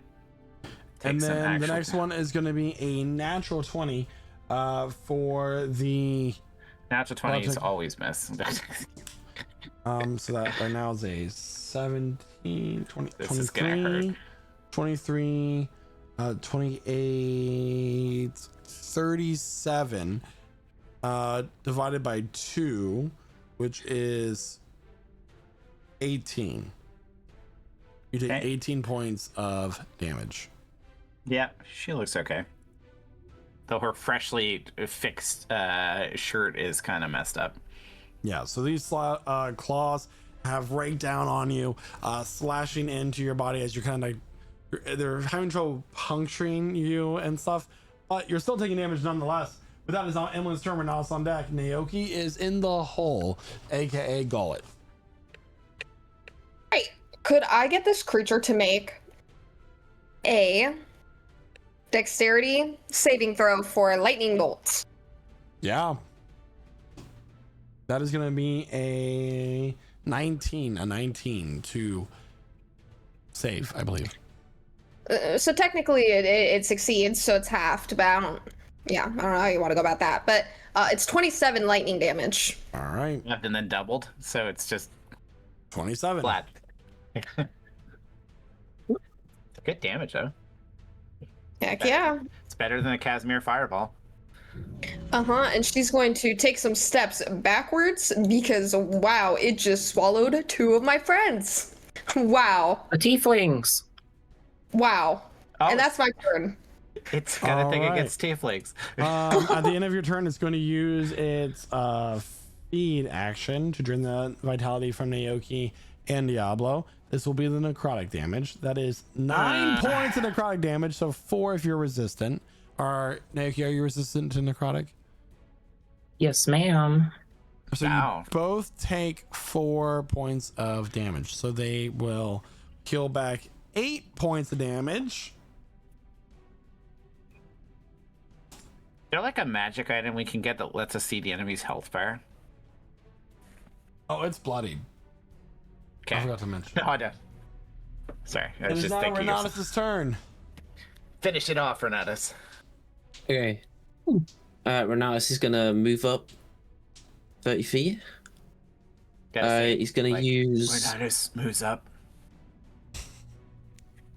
He's gonna bonus action cast Hex on this Fang, and he's gonna choose the ability Strength, so it makes strength checks at disadvantage now. I thought you said Dremph. And then he's gonna where he's gonna Eldritch Blast it this turn. So the first one is a 21, 21 will hit. and the second one is a 11. 11 will miss. Okay, so the first one's going to be 3 force and then a d6 from Hex. Blah blah blah. When you roll the attack, 1d6. So that's going to be 3 force and 5 necrotic damage. Okay. So it And that'll just be his canceled out turn. what it just did in healing. So Mint. right. That's what we wanted. Beautiful. So at the end of Renatus' turn, it is going to use its last legendary action to move.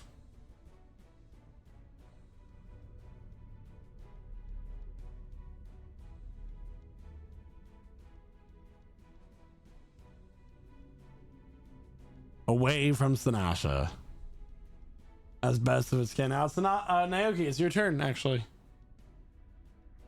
Naoki will, still feeling the spirit's presence, ask for it to come to him, beckoning it towards the creature. Okay. Within his movement, perfect. And it is going to strike it again. It needs a dex save. 15. Did you roll a Constitution saving throw for your damage that you took? I did. Yeah. For the 3d6 that you took, you didn't. Can you roll a concentration What do you mean? check? So you took damage from it feeding on you. You didn't roll your Constitution saving throw for that, and it's a DC 10. Go ahead and roll that for me, please, just to be safe. Tell me to. Well, every time technically it is your responsibility every time you take damage and you're concentrating on a spell for you to remember to do it. But you do pass. So with an 18. So that's great. So go ahead and roll your damage for this creature. 26. So it will fail, but I'm going to use a legendary resistance to automatically succeed. That's 2 down. And it's going to take 26. It is looking mighty hurt. Oh, wait, hold on. I gotta add those ones, so add an extra 3 to that. It had 1 HP left. So Naoki, Wow. how would you like to do this? Naoki's spirit is going to run up after hearing the beckoning of his master, running up towards it, and then it goes into the creature, like shooting into it, like doing like a dive basically into its mouth, and it reaches out to Naoki, and then like the whole thing just like shocks it from the inside out while it touches Naoki's hands. So like the Sistine Chapel. You reach out and you like touch fingers with this creature as it fries. The creature shrieks and screams as it takes this massive amount of damage, and with that, it hits the ground and lies still. With that, Sanasha will rush up and start hacking away at its stomach to try and get them out. well, by Making using Diablo just 10 feet climb of out. movement, you guys can climb out now that it's dead. Yeah, okay. Yeah, Still Diablo You will guys do that. okay? She's gonna hack away at it until they crawl out of its mouth. So as Diablo and Crawl Naoki out. crawl out, you just see Sinasha hacking away at this creature's stomach. I'll get Blue you. I'll blood get you. flying everywhere. We're here. We're here. You guys okay? And then That was scary. It's fine. This one helped me as he like beckons over to the cloudy figure that looks like him. Good job, and he'll like give it a high five before it like disappears. I do not love being eaten by another creature. It's not Oh, fun. this is your second time, huh? Yeah, last time I died.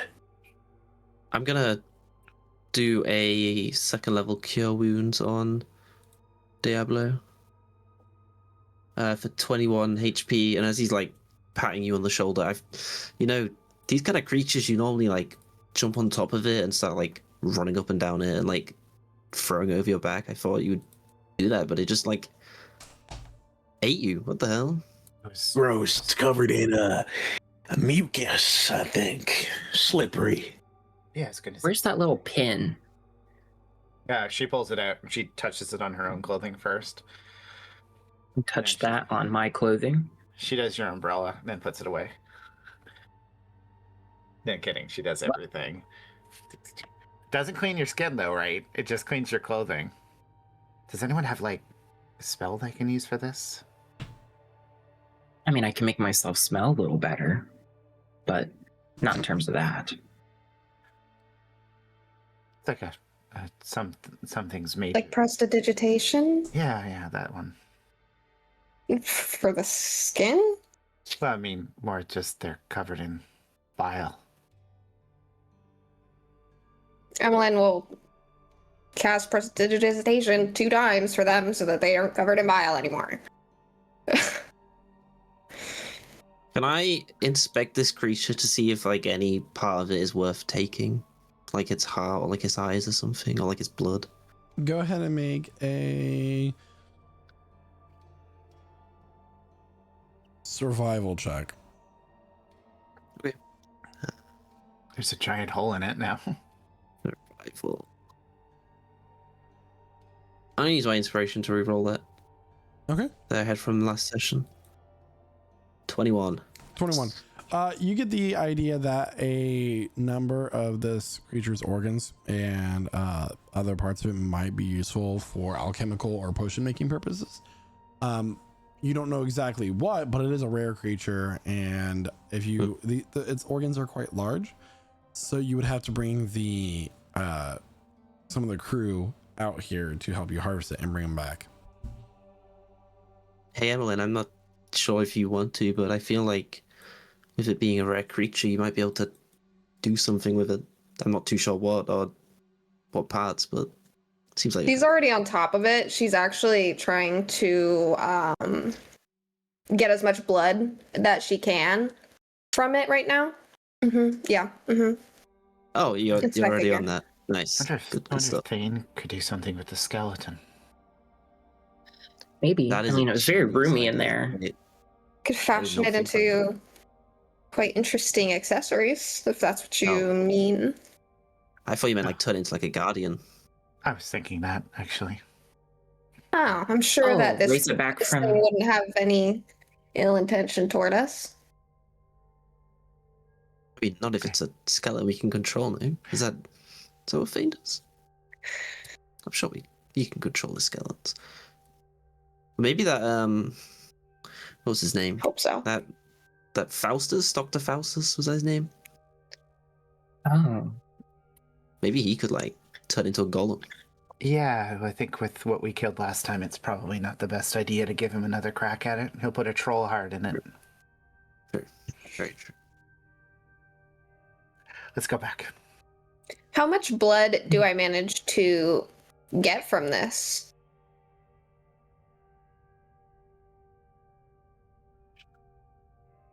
That's a lie. So, I mean, how many vials do you have?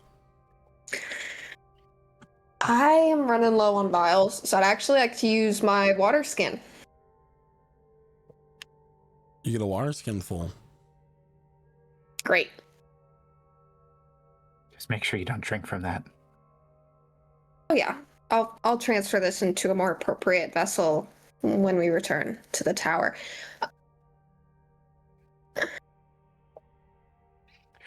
All right. Well, let's see what Thane and the workers can do with this. I'm hoping that was the creature and we just didn't kill something random. It looks like it'd been asleep for a long time. I mean, I can ask the spirits if you want. Oh. At least for the forest part. I don't think they really care about the tower.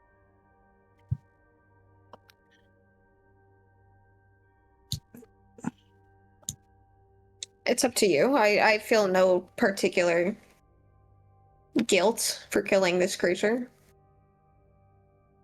Sure, I can do that later on. I kind of want to take a little bit of a shower, although I don't think that's available. You've been prestidigitation anyways. You're like clean. By the way, Percy, you got a 21 on your survival check. You would have identified this creature as a hurtlid. Hertilod. Hurtlid. Okay. A hurtlord. It's one of them.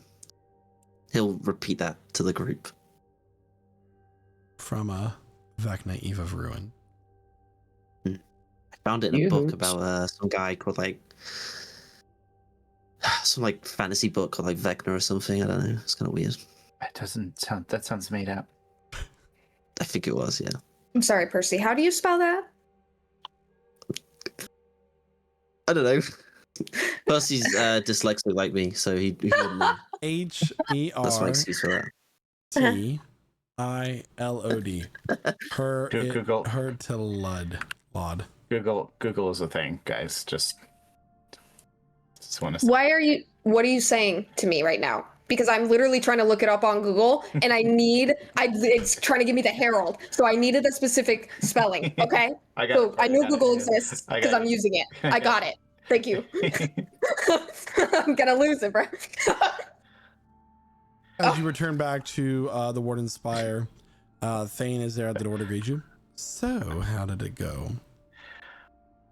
Apparently, it was hurt a lot.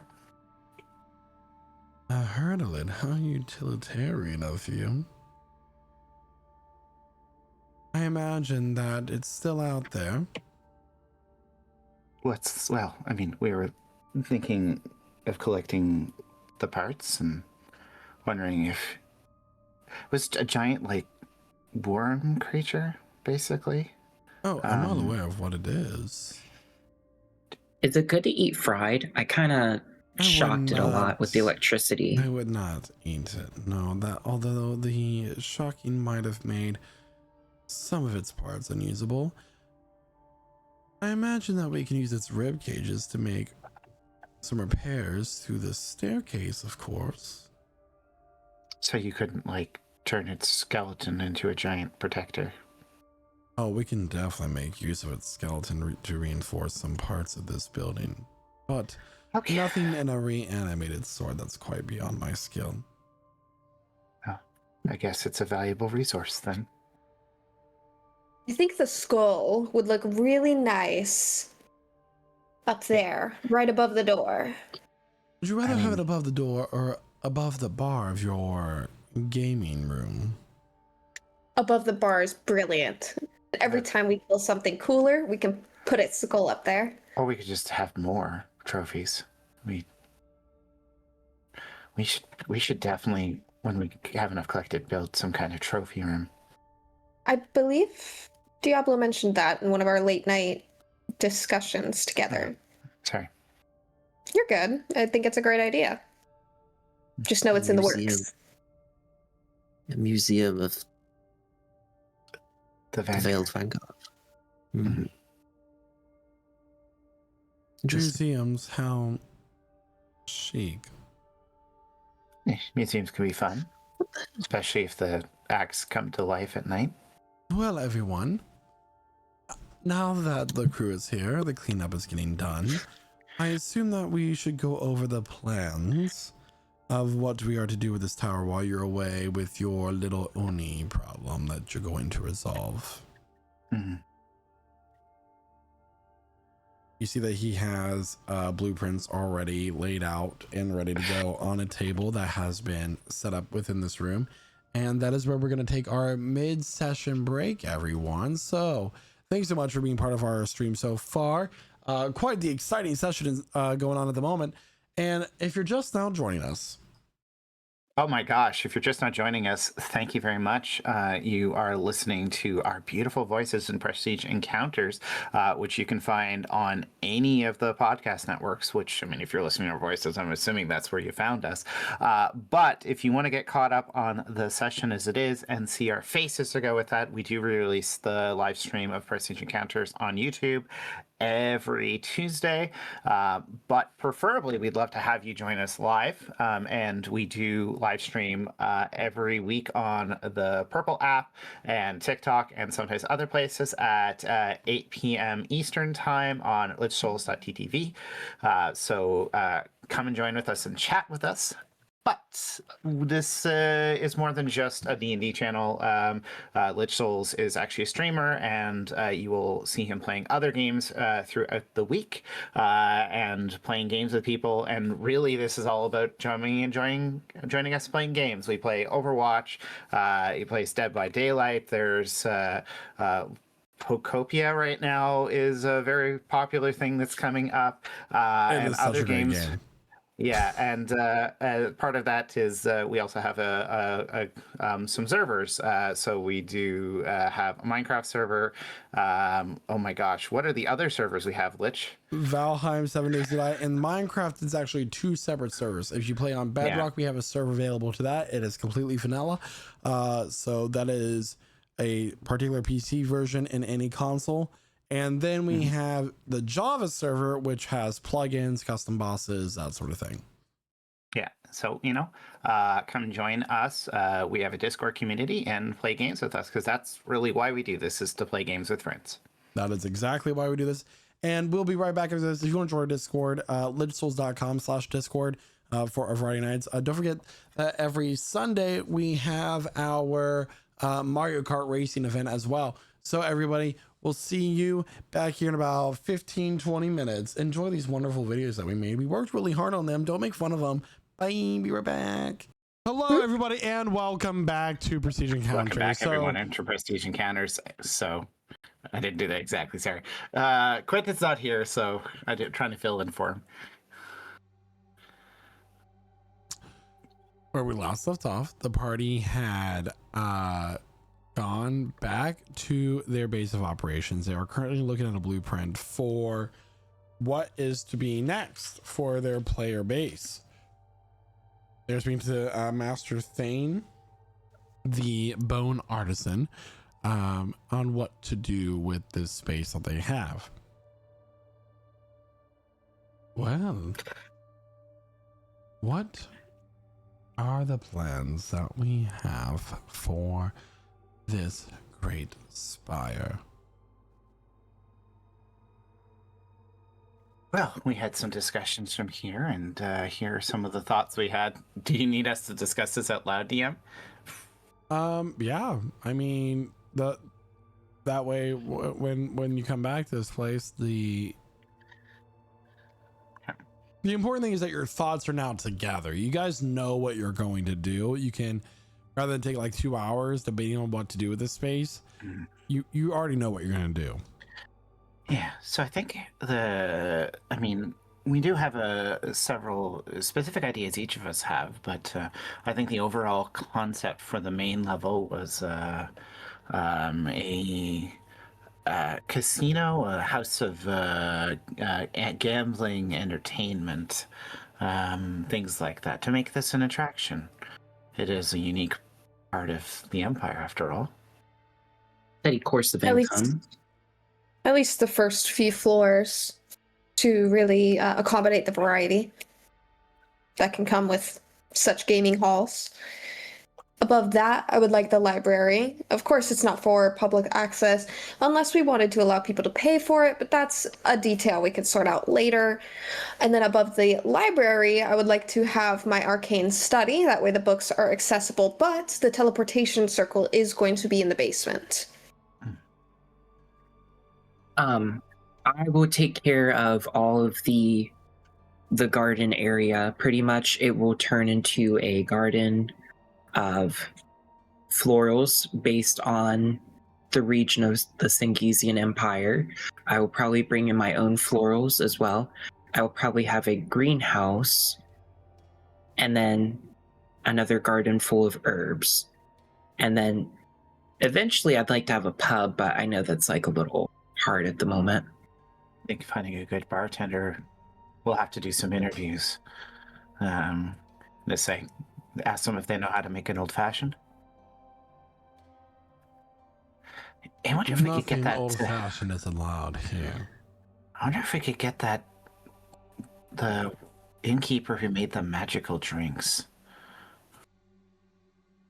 Well, you will be Maybe. traveling near that area soon, to my knowledge, right? Nearby. They were in Rubalon, right?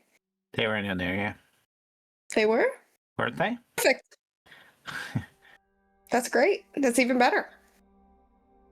And then Percy, Diablo, what would you like?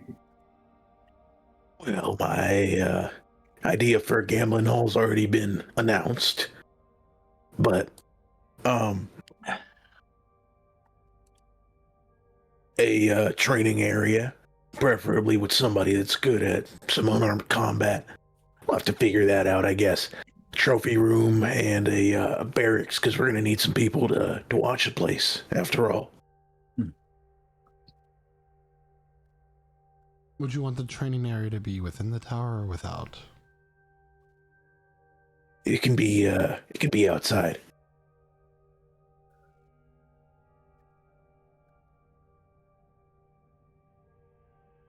And what was the third? I have barracks, training room, trophy hall. I you said? mentioned a trophy room, yeah.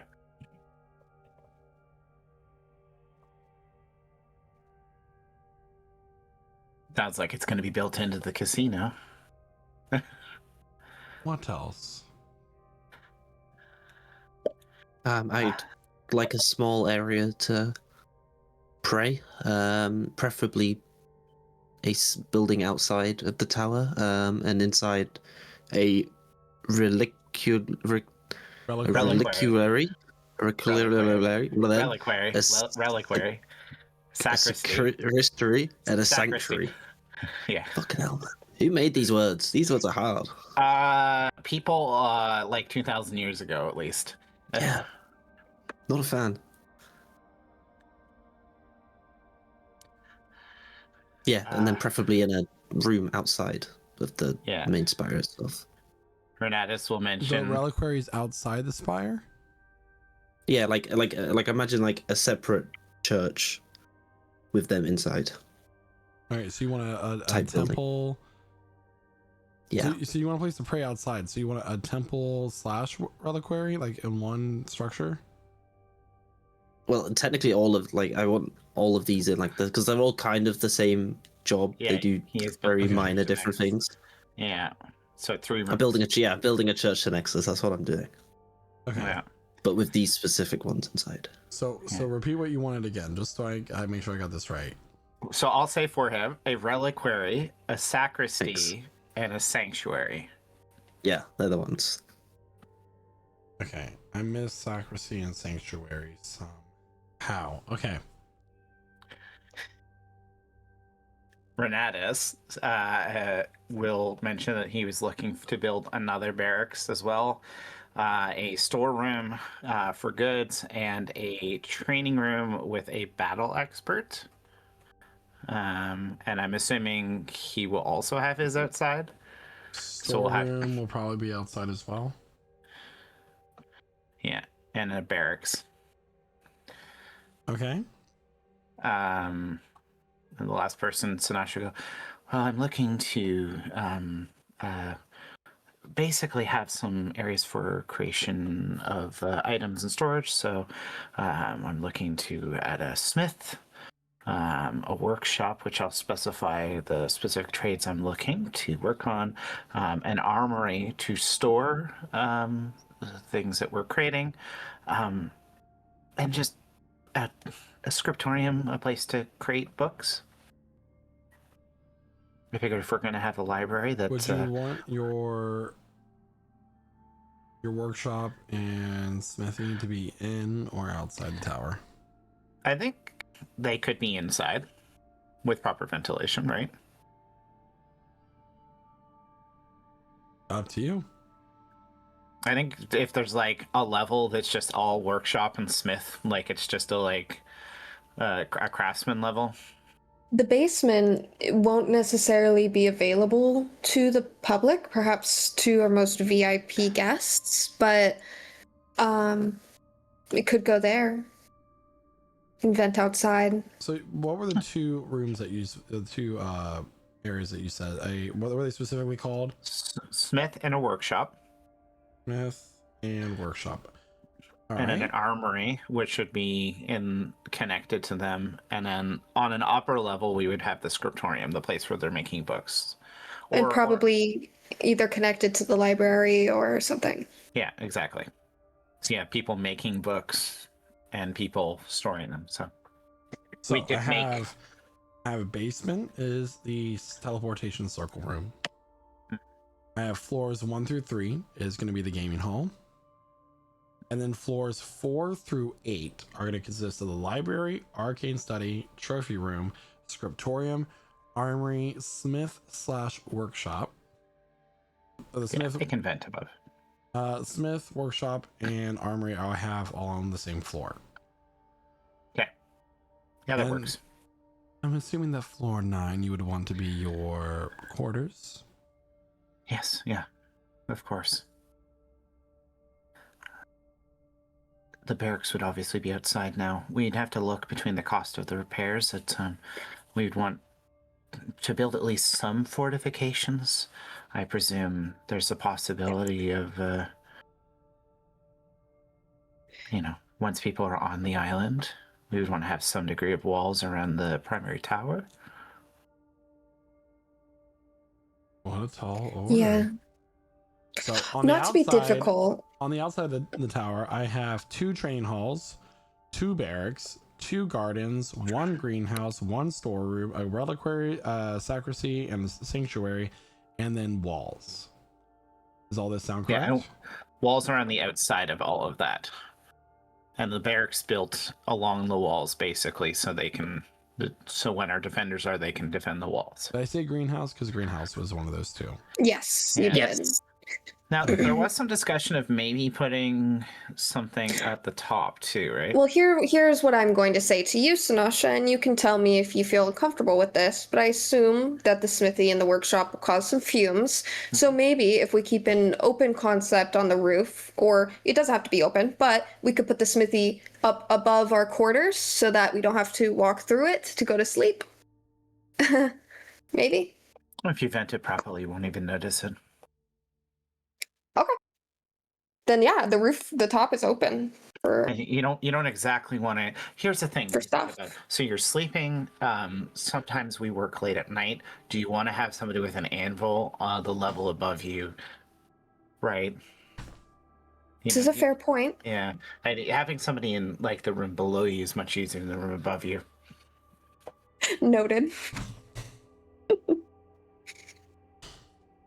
Well, So, yeah. Shuttered windows. And what about the top of the spire? They said it used to be used as a place to punish in the sun. You want to utilize the roof of the structure. I want it to be accessible. Right? I'm not. We're accustomed to some degree of sunlight.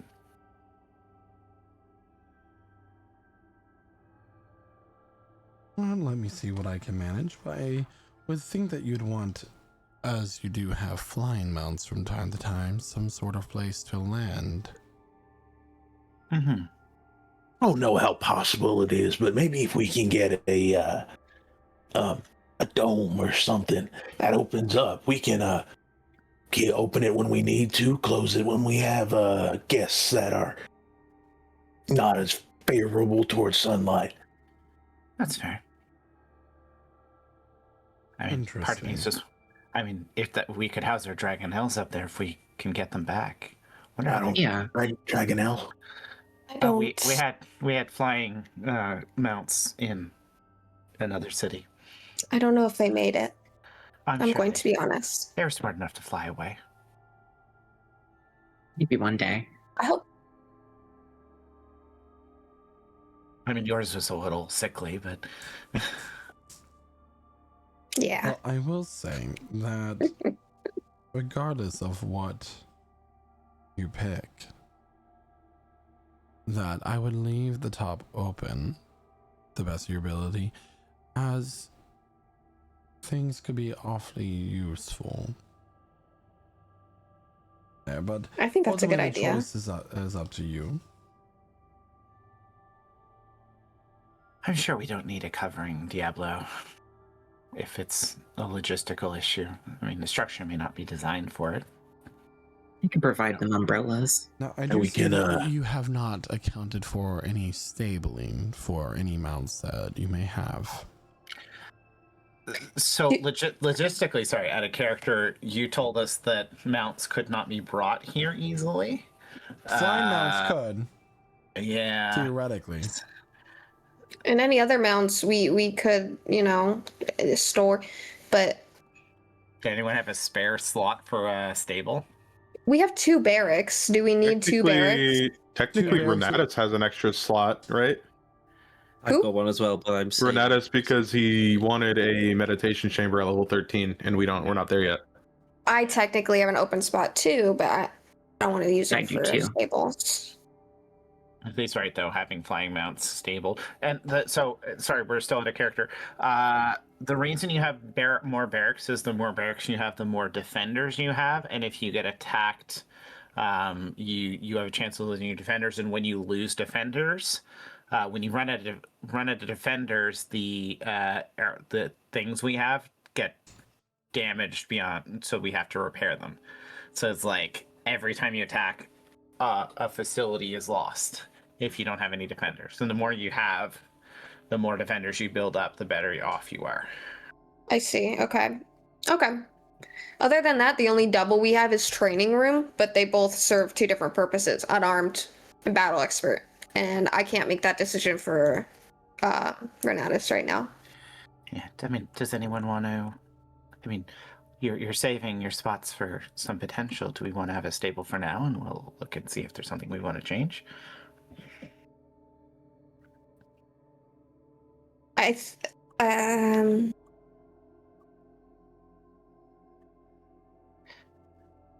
Sure.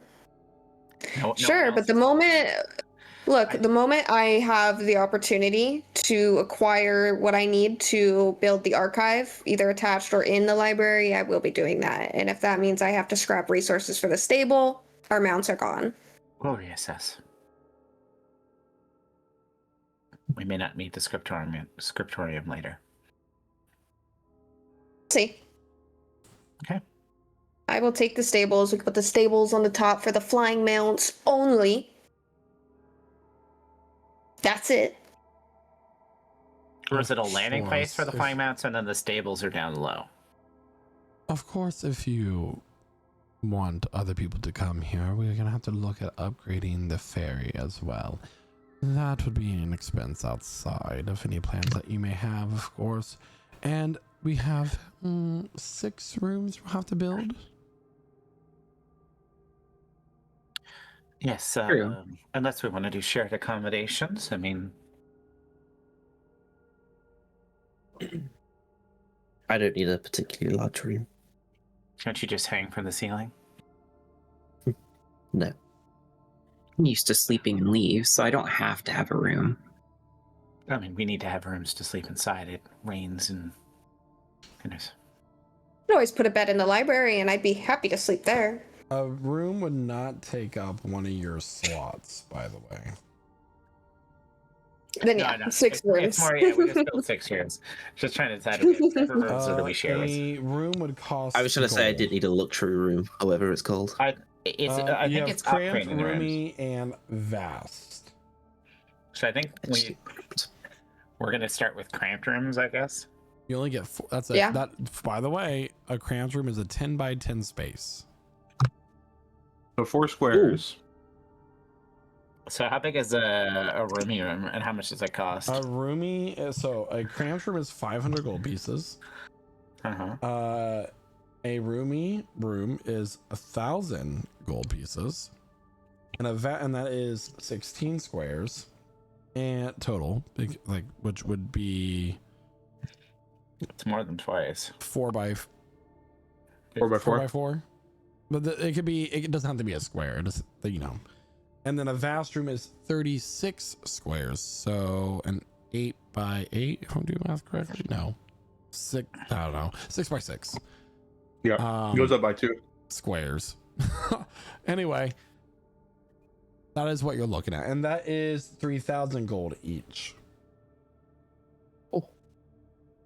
Of course, we could take some of this on credit, and I'm sure on your adventures, doing whatever you may do, you might find some more gold acquiring opportunities, as you are notable people after all. We do have 1,000 platinum, but we have to build the wall, which is expensive. Can you upgrade You have the room, or do bastion you have to paper, build? don't you? There's a joke there. I'm not gonna make it. Why do we build the wall, my children? My children. If no one gets that reference. Where are the rules about wall building? It is in the same section as the rooms. Each 5-foot square defensive wall takes 10 days to build and costs 250 gold pieces. Ooh. That's a problem. Yeah. Maybe So the wall every can be a square of slow wall thing. Is 5, but it's 250 gold pieces. I don't know how big the area around the tower is, right? It's big. Based on what you have outside, so, and I can come up with a diagram later, but like I said, we could come up with some rough plans, and then I could, of course, message you while you're away and let you know how everything is going and what the cost will be. And we could be in communication each day as well. And then I think all of Sinasha, that you sounds good. do have that bastion paper. I will also point out that you start with 2 basic facilities automatically with no cost. So we each get a room, a cramped room without cost. You don't have to. You have to build extra. An extra cramped room is 500 golds. By the rules is written. So you can have bedroom, dining room, parlor, courtyard, kitchen, and storage are the and each of us gets 2 with 0 cost. Right. And that is the cramped Yeah. variety. Yeah. Emmeline's just gonna pick storage and a bedroom, and she's fine with them both being cramped. She's barely gonna be there.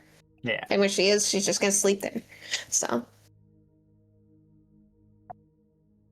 Yeah, and all of the facilities can be That means we're gonna have to add also- another floor for and to be clear, dining an spaces. upgrade to the roomy room is only 500 gold because if you start with it, so it's half price because you get the cramped room for free.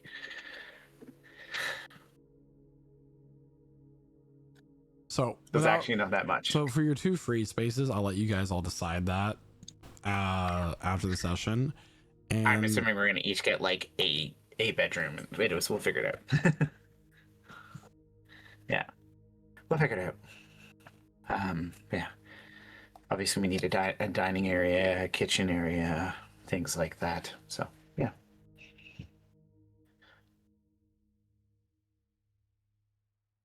Definitely message us once a day on our travel, just so we're in the loop. Of course.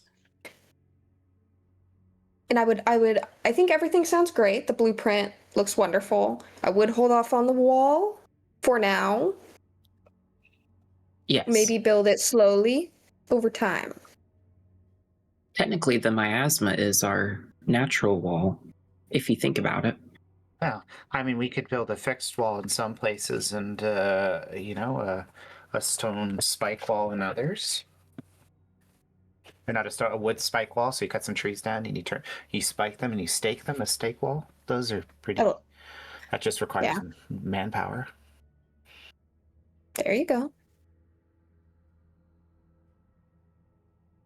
Just requires collecting a lot of stone, building a stone crafting station, and just moving it around, and you just build the walls.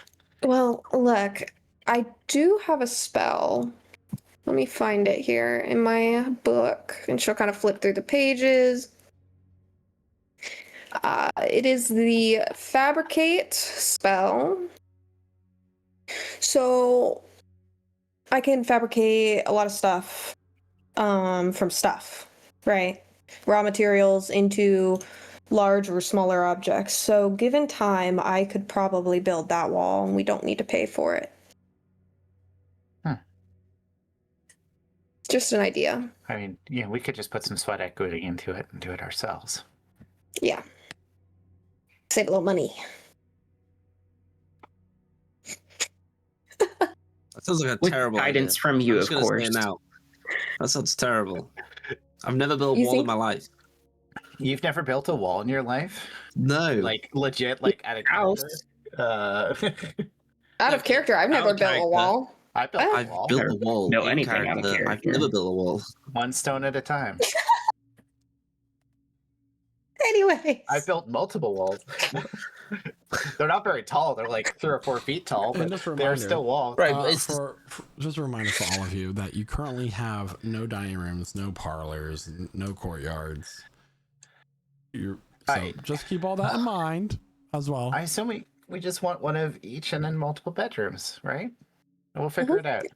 People will come for the games, you know. They aren't here to be treated nice. They're to give us their gold. Okay. Well, the That's what it's- pub comes with an area for people to eat and drink, right? They're here to get scammed. No, the games are fair to us. All right. Let's collect our lost family and get them closer to home. How much are we paying on a down payment for this? You mentioned credit.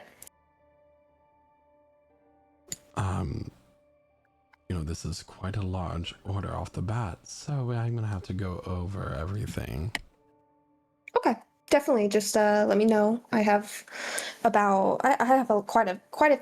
an assortment of gold and platinum. So What is the total amount of wealth that you currently have to the nearest gold piece? Well, we do have that piece of paper that the Blackshires gave us. That We gave got us the money. Yeah. So we have 3,500 gold and then 1,000 platinum. Each platinum is 10 gold. Is that right? So you have 13,500 gold. Yeah, 13,500 gold. Nice. Not a dragon horde, but it's a start. It's nothing to sneeze at.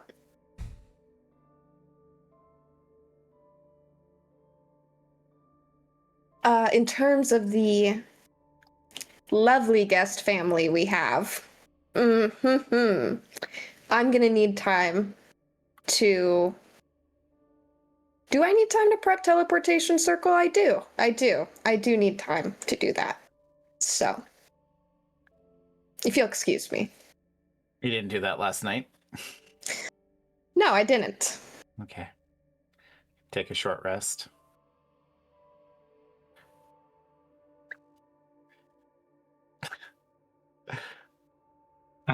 Well, I'll go down with her and assist her. She needs to clear out more water. I think the water has been cleared out. Is this correct, DM? The workers are working on it. Great. Should we wait? Now that there's more water, while Imone's doing that, do we want to explore a little bit further down, or is there nothing else to find? It wouldn't hurt to look. I need to make sure they actually did the sigils on the circle right. No offense, Zane. I have a very particular way I like my symbols. That is another good point that you make there, Emmeline. How would we like to handle the help that is unruly or, let's say, drops a tea tray while serving a prestigious guest? Well, we just have to do some basic performance management. So we'll bring them into a meeting and discuss their mistake, and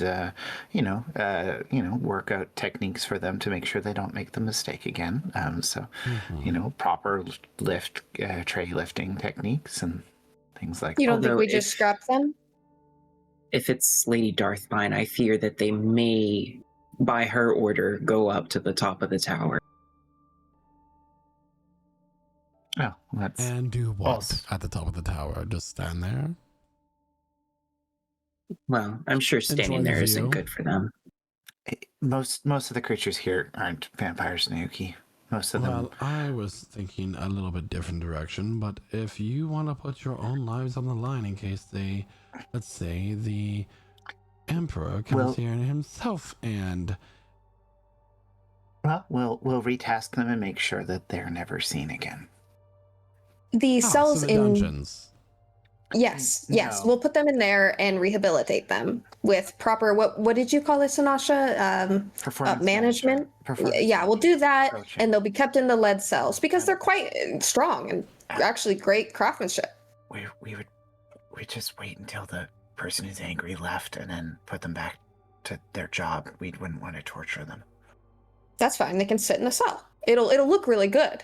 Because it'll be like, we're punishing you, go to the lead cell. And then they will go to the cell, and the person of high esteem will be like, wow, you take such great care of your establishment. And we will be like, yes, we do.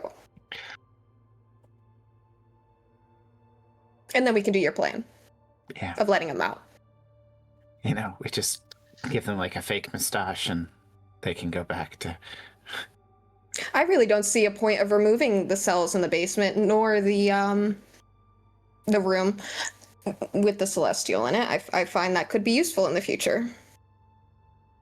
Oh. Especially if I find a special cadaver in which I want to examine, I can use the tables and whatnot and keep it out of view. So I'd like to keep those. Okay. Diablo, any thoughts? Y'all do what you do. It was a real question. But it's okay.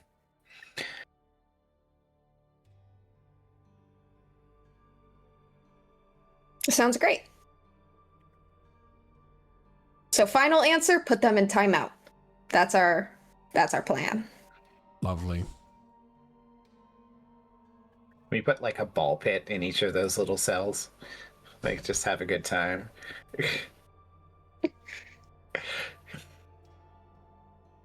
They go down there, Emmeline experiments on them. I would never do such a crazy thing. It's weird. They have a scar on the side of their skull. They're drooling slightly.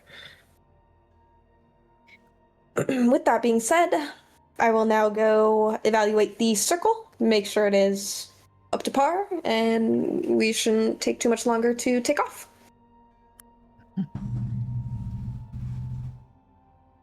And she'll just go down there. She marches on down. Doo-doo-doo. Okay, what is everybody else doing? Sinasha's gonna take a look at the lower levels to see if there's anything new to find. Now that Percy's the going with water's been drained. Sinasha.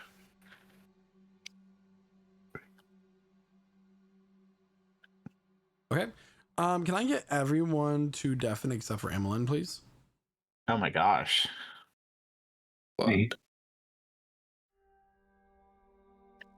So, Emmeline, as you go down to the teleportation circle, there, of course, is a staircase leading deeper down into the areas that your party continues down. Thane walks down behind them, but he stops at the teleportation circle and stands next to you as you're examining all the glyphs and the runes. So, what do we think of all of this? I couldn't be more impressed. The swoop on this sigil particularly is exactly how I would have done it. It's not an exact curvature, but it's also not too straight. And this one over here, textbook. This looks really good. Good. Now, I may have misheard things, of course, but I did hear Lady Darthbine and Percy talking while she was here momentarily on the second floor, and she was very interested in what happened here historically in terms of the magical progress and the success that they found here. She was. I mean, I'm really interested in it too. So we relate on that. She was very keen on figuring out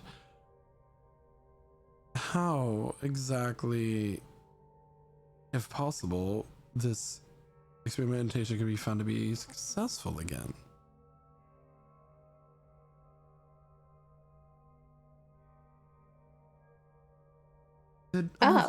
I'm sorry, my lady, but did Percy not bring this up to you at all? No, he didn't. I'm at a bit of a loss for words. I mean, I couldn't explain to you how much the idea interests me, but the group would never allow that. They would never let me do research on that. That's interesting. That Percy, after you've supported him through his ascension and everything that he's done, I don't imagine that Percy would not find you trustworthy to him. But, of course, I'm mistaken. You're as thick as thieves. Well, anyway, I see here that the teleportation circle is in proper working order and you're able to use it whenever you wish. Could you do me a favor, Thane? Of course, my lady.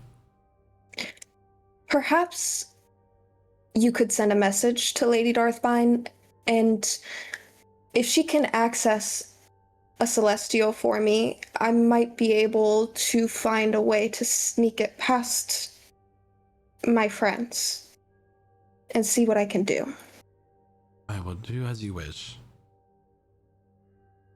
Thank you. Shall we go see what the others are doing? Yeah, we should do that.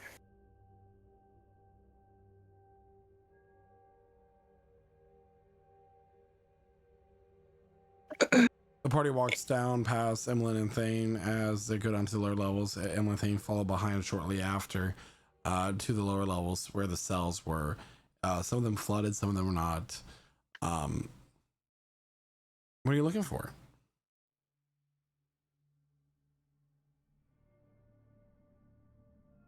I was just trying to see if there's anything new we might have missed, anything of value, anything worth learning. And to say we went for as far down as we could previously, right? What you find further down are more cells.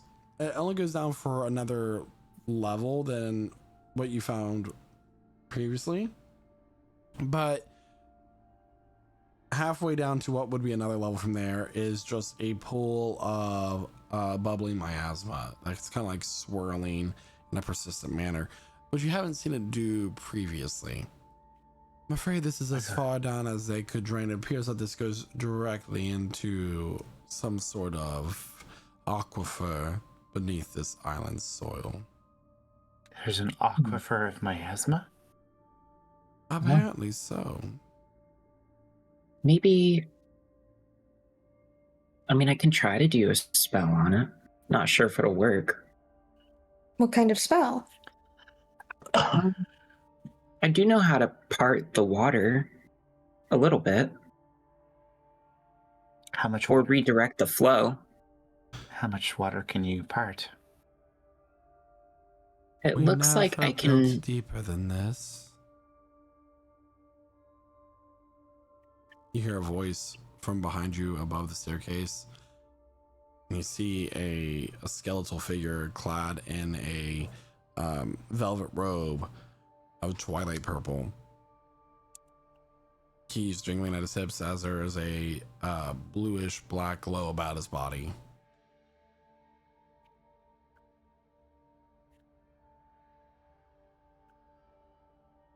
So this existed before even y'all got here?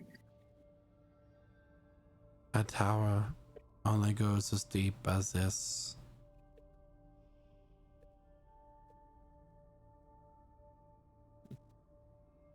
I do not know what lies beyond the vortex. Always thought it was best to not know. Has the vortex always been here? As far as I've been here, it has. How long is that? I do not know your years. I've been here since they were bringing those in need of sanity within the walls. So before they brought the agents of the gods here? I remember when they brought the Celestials. They never broke. No matter how much I pried into them, they never broke.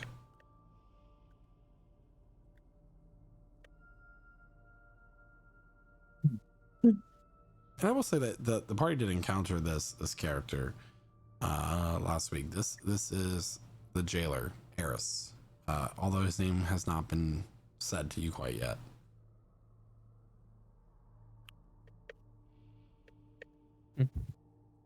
Okay. Okay. So we can't extend it downwards, but we could extend it upwards. Or outwards, I imagine. Mm-hmm. I am curious what this whirling nexus of miasma, I'm curious to know what's below this. Good luck vortex. finding out. It'll destroy anything that touches it. We threw the more resilient ones down here.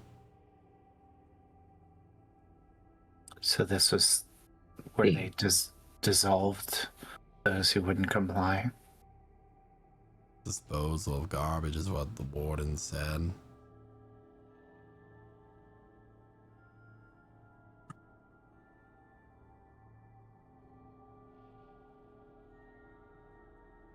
I best be off. Cells to check. Thank you for your work. Is that priest still coming? That Lady Darthbine offered, the priest or priestess? I definitely think they should, yeah. For the skeleton? No, the celestial, that one. Oh, we want to use the priest to release the celestial? I can't think of a way, personally, right now, to free that spirit, if that makes sense, and to let him rest. Maybe they could help. That's all. That's the only one I would like to be free and rest and relax. Did he appear to you again? Not yet. Not yet.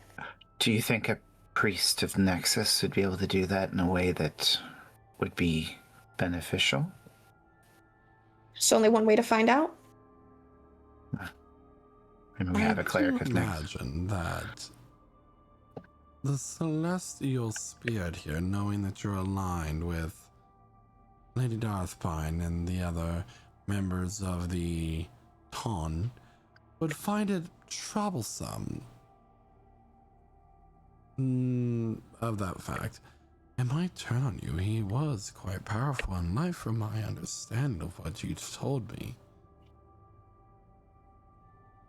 Then maybe we should seek a priest or priestess of Another faith? a different faith, but the one that we need, I'm not sure. I don't know if their gods could really reach them here. I suppose they could. Because Kresna appeared to us here at a character, so we know the gods are at least able to manifest, just not their entities, right? Oh no, we were in the other realm. We were in a different realm, yeah. Right? Mm-hmm. The moment you left this realm, they appeared to you.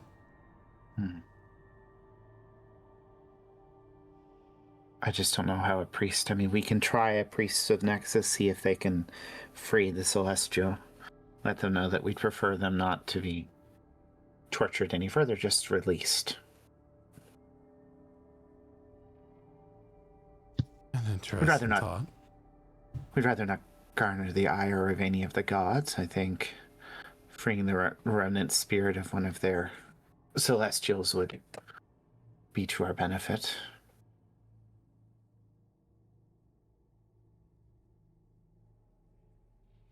Don't want to. He deserves rest, really. He deserves rest. So we can look into that. Maybe if we see him again, we can ask which god he was in service to, and perhaps go from there. Oh, I mean, try the priest of Nexus. What's the worst that could happen? Oh, he gets upset and destroys the tower. I think if he could do that, he would have already done it. I don't know. I think the intent is the attempt to try. I mean, if you think that they can't do it, I don't know if anyone else's god could reach them here. I mean, why do you think Percy couldn't reach Tora? And Nexus is pretty level-headed. She's right, Percy. I mean, she's, nice might be a bit too far, but yeah, it's calm. Yeah. Rash. So we'll start with the priest of Nexus and move from there. Sounds great.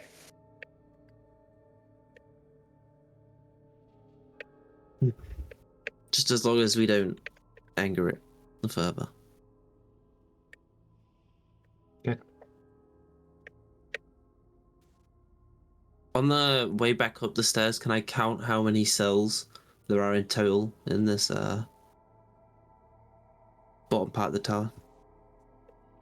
It's like the tower, I guess, the whole thing. Yeah, there's a total of 30 cells. 30 cells. And they're all lead cells. From your understanding from the architect's designs, anything that's like sub-level is lead. So the miasma can't seep through. But the lead became cracked. Okay, yeah. Okay. I'll refer that to the group when I get to the top. There's 30 cells in total. I don't know if it's useful, but just so we know. Numbers are always interesting.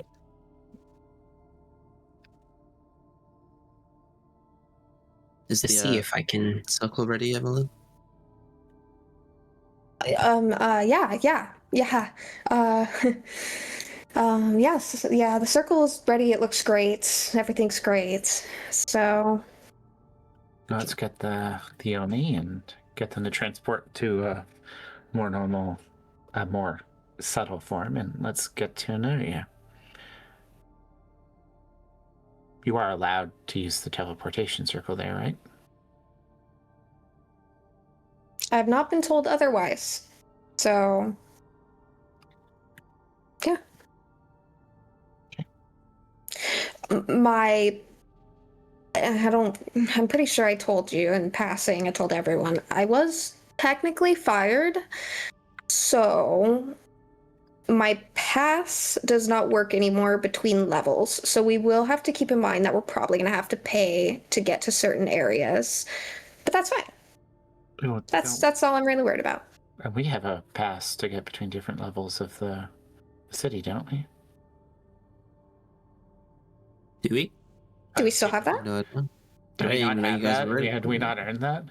I thought that was in It was in Elneria. Elneria. Yeah, we have free passage in Elneria for the transports, last I checked. Great. Then my worries are quelled, and I am ready when you are. Feel free to get the guests. I'm gonna go to the circle. Alright, so Nasha will head out to collect the Oni.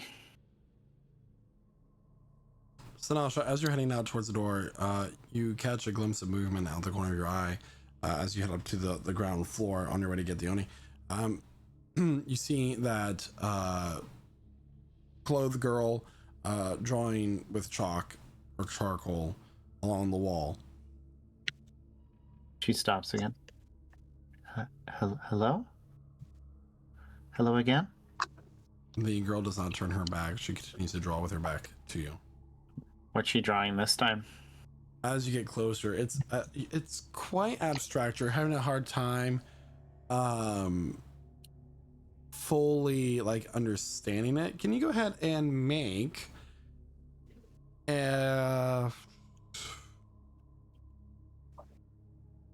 let's see, what is the base skill of performance? Is that charisma? Charisma. Go ahead and make a charisma check for me. Sure. Literally the worst person to do this. It's an 8. That's a natural 8. Yeah. Evelyn, can you sure as Emily's not there. I'll have to try to remember this. The last time she did this, the picture stayed after she disappeared, right? Mm-hmm. Sanasha will just walk up and just try to like gently touch her on the shoulder, not try to disrupt her drawing. Hello? The girl looks at you and shrieks and disappears. Evelyn? Yes? Can you come up here and sketch this? There's Of course. there's the weird shadow girl just drawing another thing. She'll pop her head in. What do you mean? So Where? we were exploring, and she points to the abstract. Oh. Or so this is the second time we've seen this entity now. And what is this picture that I'm sketching again? What is this picture of? Because the first one was of a... There. The first one was a figure surrounded by a crown of thorns screaming. Okay, yes. I come up and help with that One could charisma say check a as halo well. of thorns. And I go ahead and do that with advantage. 11 will be high enough. As you look closer, you see a very abstract depiction of children being devoured by 3 figures.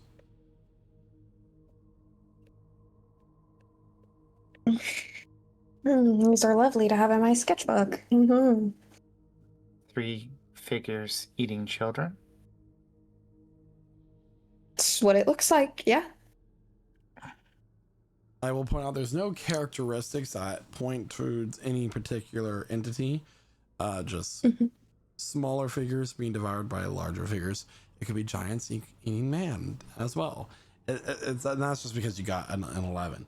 There's a lot of interpretation here, but it's 3 larger figures eating 3 smaller figures. Would Percy know anything about a god of like sacrifice or anything similar in that vein? Make a religion check. We don't get a lot of those often. Can I give myself guidance on that? Sure. With Flipper's religion, there it is. Some rubbish at this. Guidance is a default. Oh my god. Yeah, I can say that guidance is going to help that, bud. 6. No. Nothing to your knowledge. Yeah, there's definitely gods. Gods exist. Yeah, they exist, all right. Yeah, you know of at least. I don't think they eat children though. Yeah, you know of at least 5 personally, but you can't think of. Yeah. I can always you show know- these drawings to others and see if they can make sense of it. Well, while they are doing that, Naoki would like to go back down to the swirl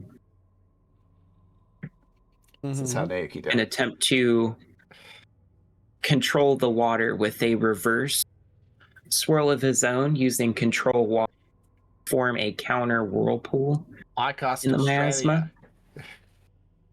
So you're creating a vortex that you're trying to cancel out. So what he's doing is he's creating an Australian toilet, but in America. Sure. For this, I'm gonna have you roll an Arcana check there, Naoki. Yeah, this is how the campaign ends. This is actually the drain of the world. It's just the world drain. 10. A 10. As you go down to the pool and you begin to try to cast control water, the vortex begins to stutter and shake. But as you try to hold it, it appears that the force is too strong for you to control. So it's not mere water. And your spell breaks. That's and it new. kind of like splashes up a little bit, gets right next to you, almost knocks you. It hits you, I mean. Did we feel the tower shake when he did The that? tower would have shook. Yeah. Ooh, that's new. I haven't had the spell break like that. Hmm. Hey guys, why did everything shake? Did it- Natural settling, perhaps. Earthquake. It could have been an earthquake. The jailer here next to you. Where's Naoki?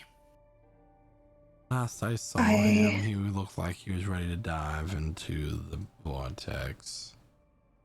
Sinasha runs down the stairs. Naoki like acts like he's gonna try to like cast it again. Naoki, are you okay? Don't jump. She Huh? grabs the back of his shirt and pulls him back. Ooh, And like lifts him I'm up. hey, I'm fine. He's like kind of like flailing around.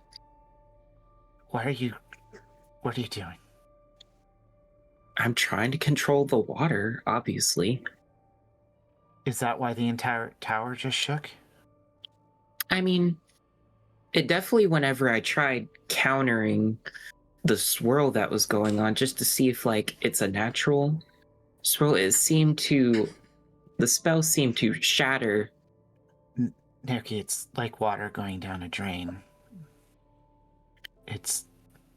You shook the entire structure, I mean. Actually, does this swirl seem very similar to what we saw in that Druid Grove DM? Still holding him by the collar. No, it's not similar to what the Grove experienced. Oh, okay. I would like to mention, Emmeline kind of steps down a couple stairs and peeks her head in. I would like to mention that the waters of the miasma were, before this, not water.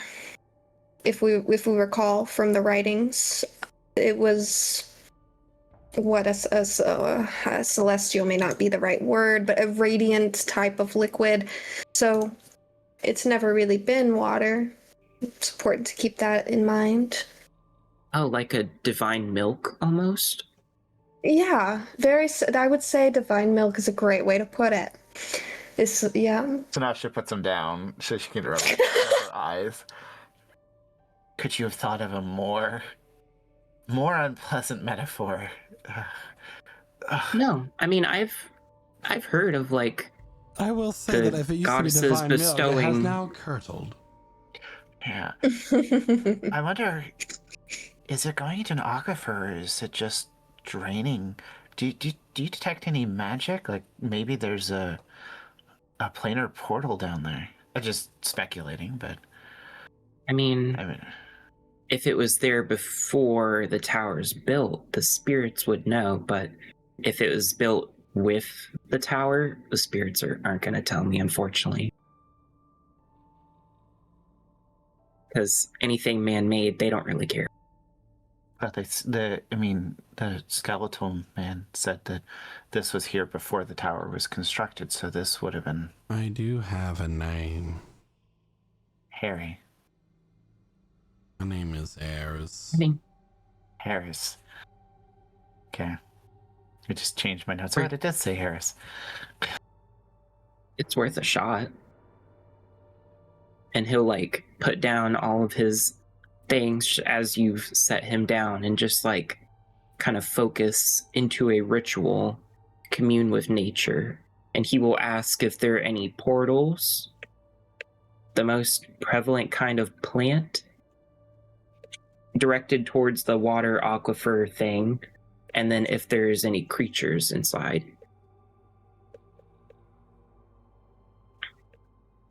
So it gives you details of if there is a portal within a, what is it? How much larger radius? You can't like focus on one specific area as far as the spell goes. It's like it's you get a range that you get the information on, right? Yeah, it gives me knowledge within 3 miles of me. So the answer is yes, there is a portal. The most prevalent plant is moss. And what was the lot? Are there any creatures inside? Creatures around. Yeah, there are creatures around. And I have to identify if they're fey, fiend, undead, Or an undead. Or an elemental. or elemental. There are elemental and undead creatures around at this moment in time. Oh, and fiends, because Onis are technically fiends. Oh, I see. Okay. Okay. And that was out of So- that's player knowledge. Onis are fiends. I see. Okay. So I asked the spirits, and they told me that there is a portal in this area, not saying where, because they're a little fickle like that, you know. Silly little nature spirits. There is a creature that is undead and elemental, and there is also fiends nearby too. And then the most common plant is moss. I wonder if it's edible. I mean, it's better than what you ate last time. True. I'm sorry, but I believe the Oni are quite eager to begin their journey home. Yes, we need to go.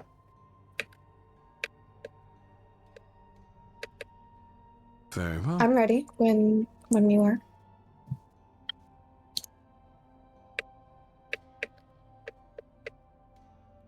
So is the whole party teleporting now? Yep. I'm Yeah. assuming. Be All right. hilarious if we teleport and Emmeline stays behind. Well, it's I need to get my severance package from the Sunkeepers, so well, as the world begins to swirl around you and the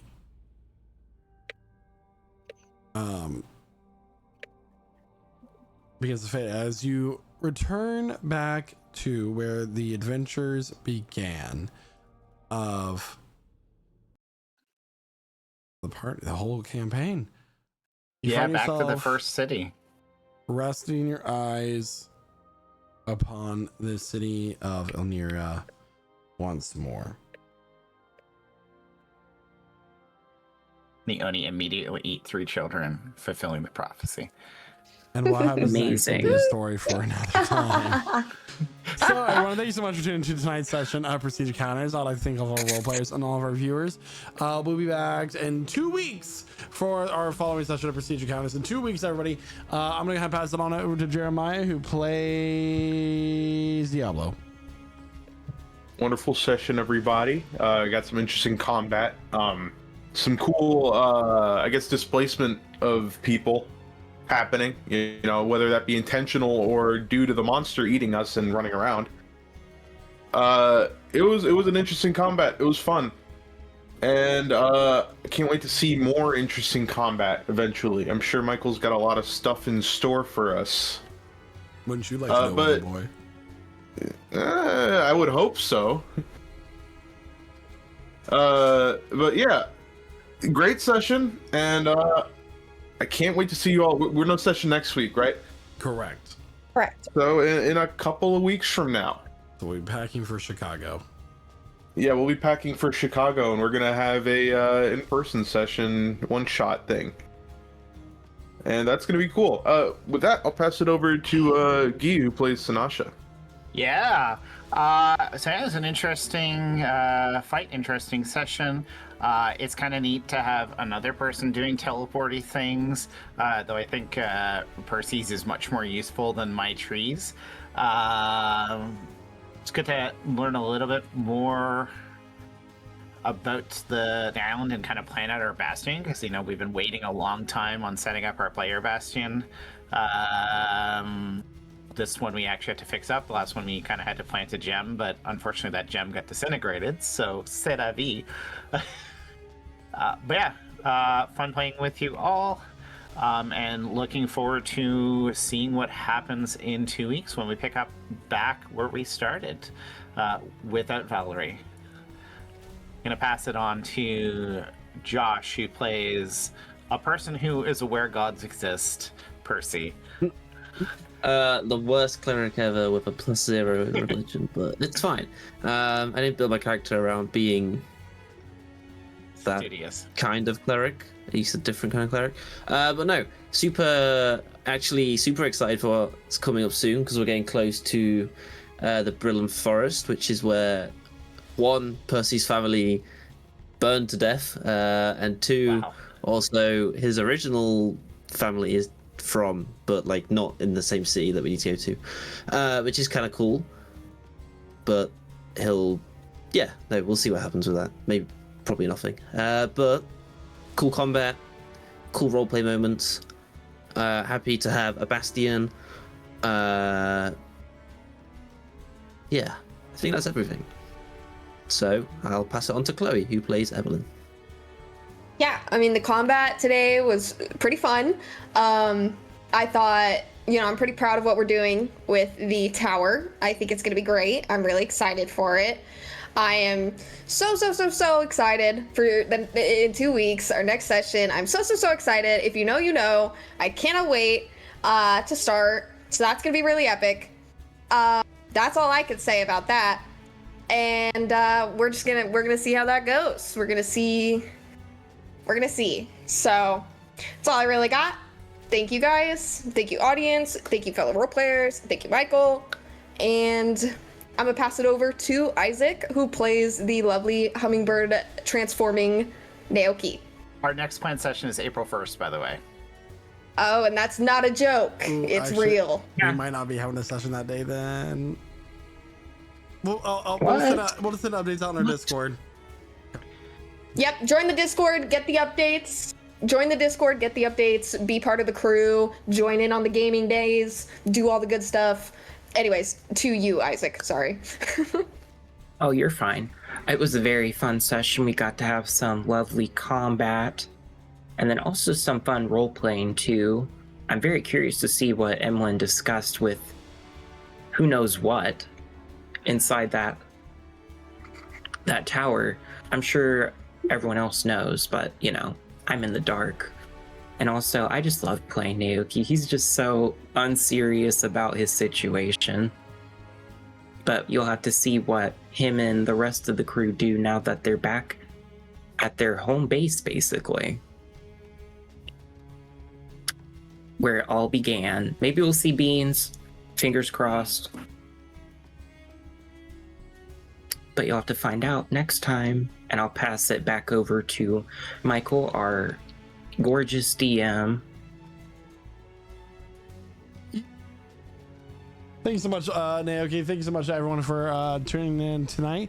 We'll be back maybe in 2 weeks here at LegitSouls.tv. I'm sorry, twitch.tv/LegitSouls. Until next time, bye!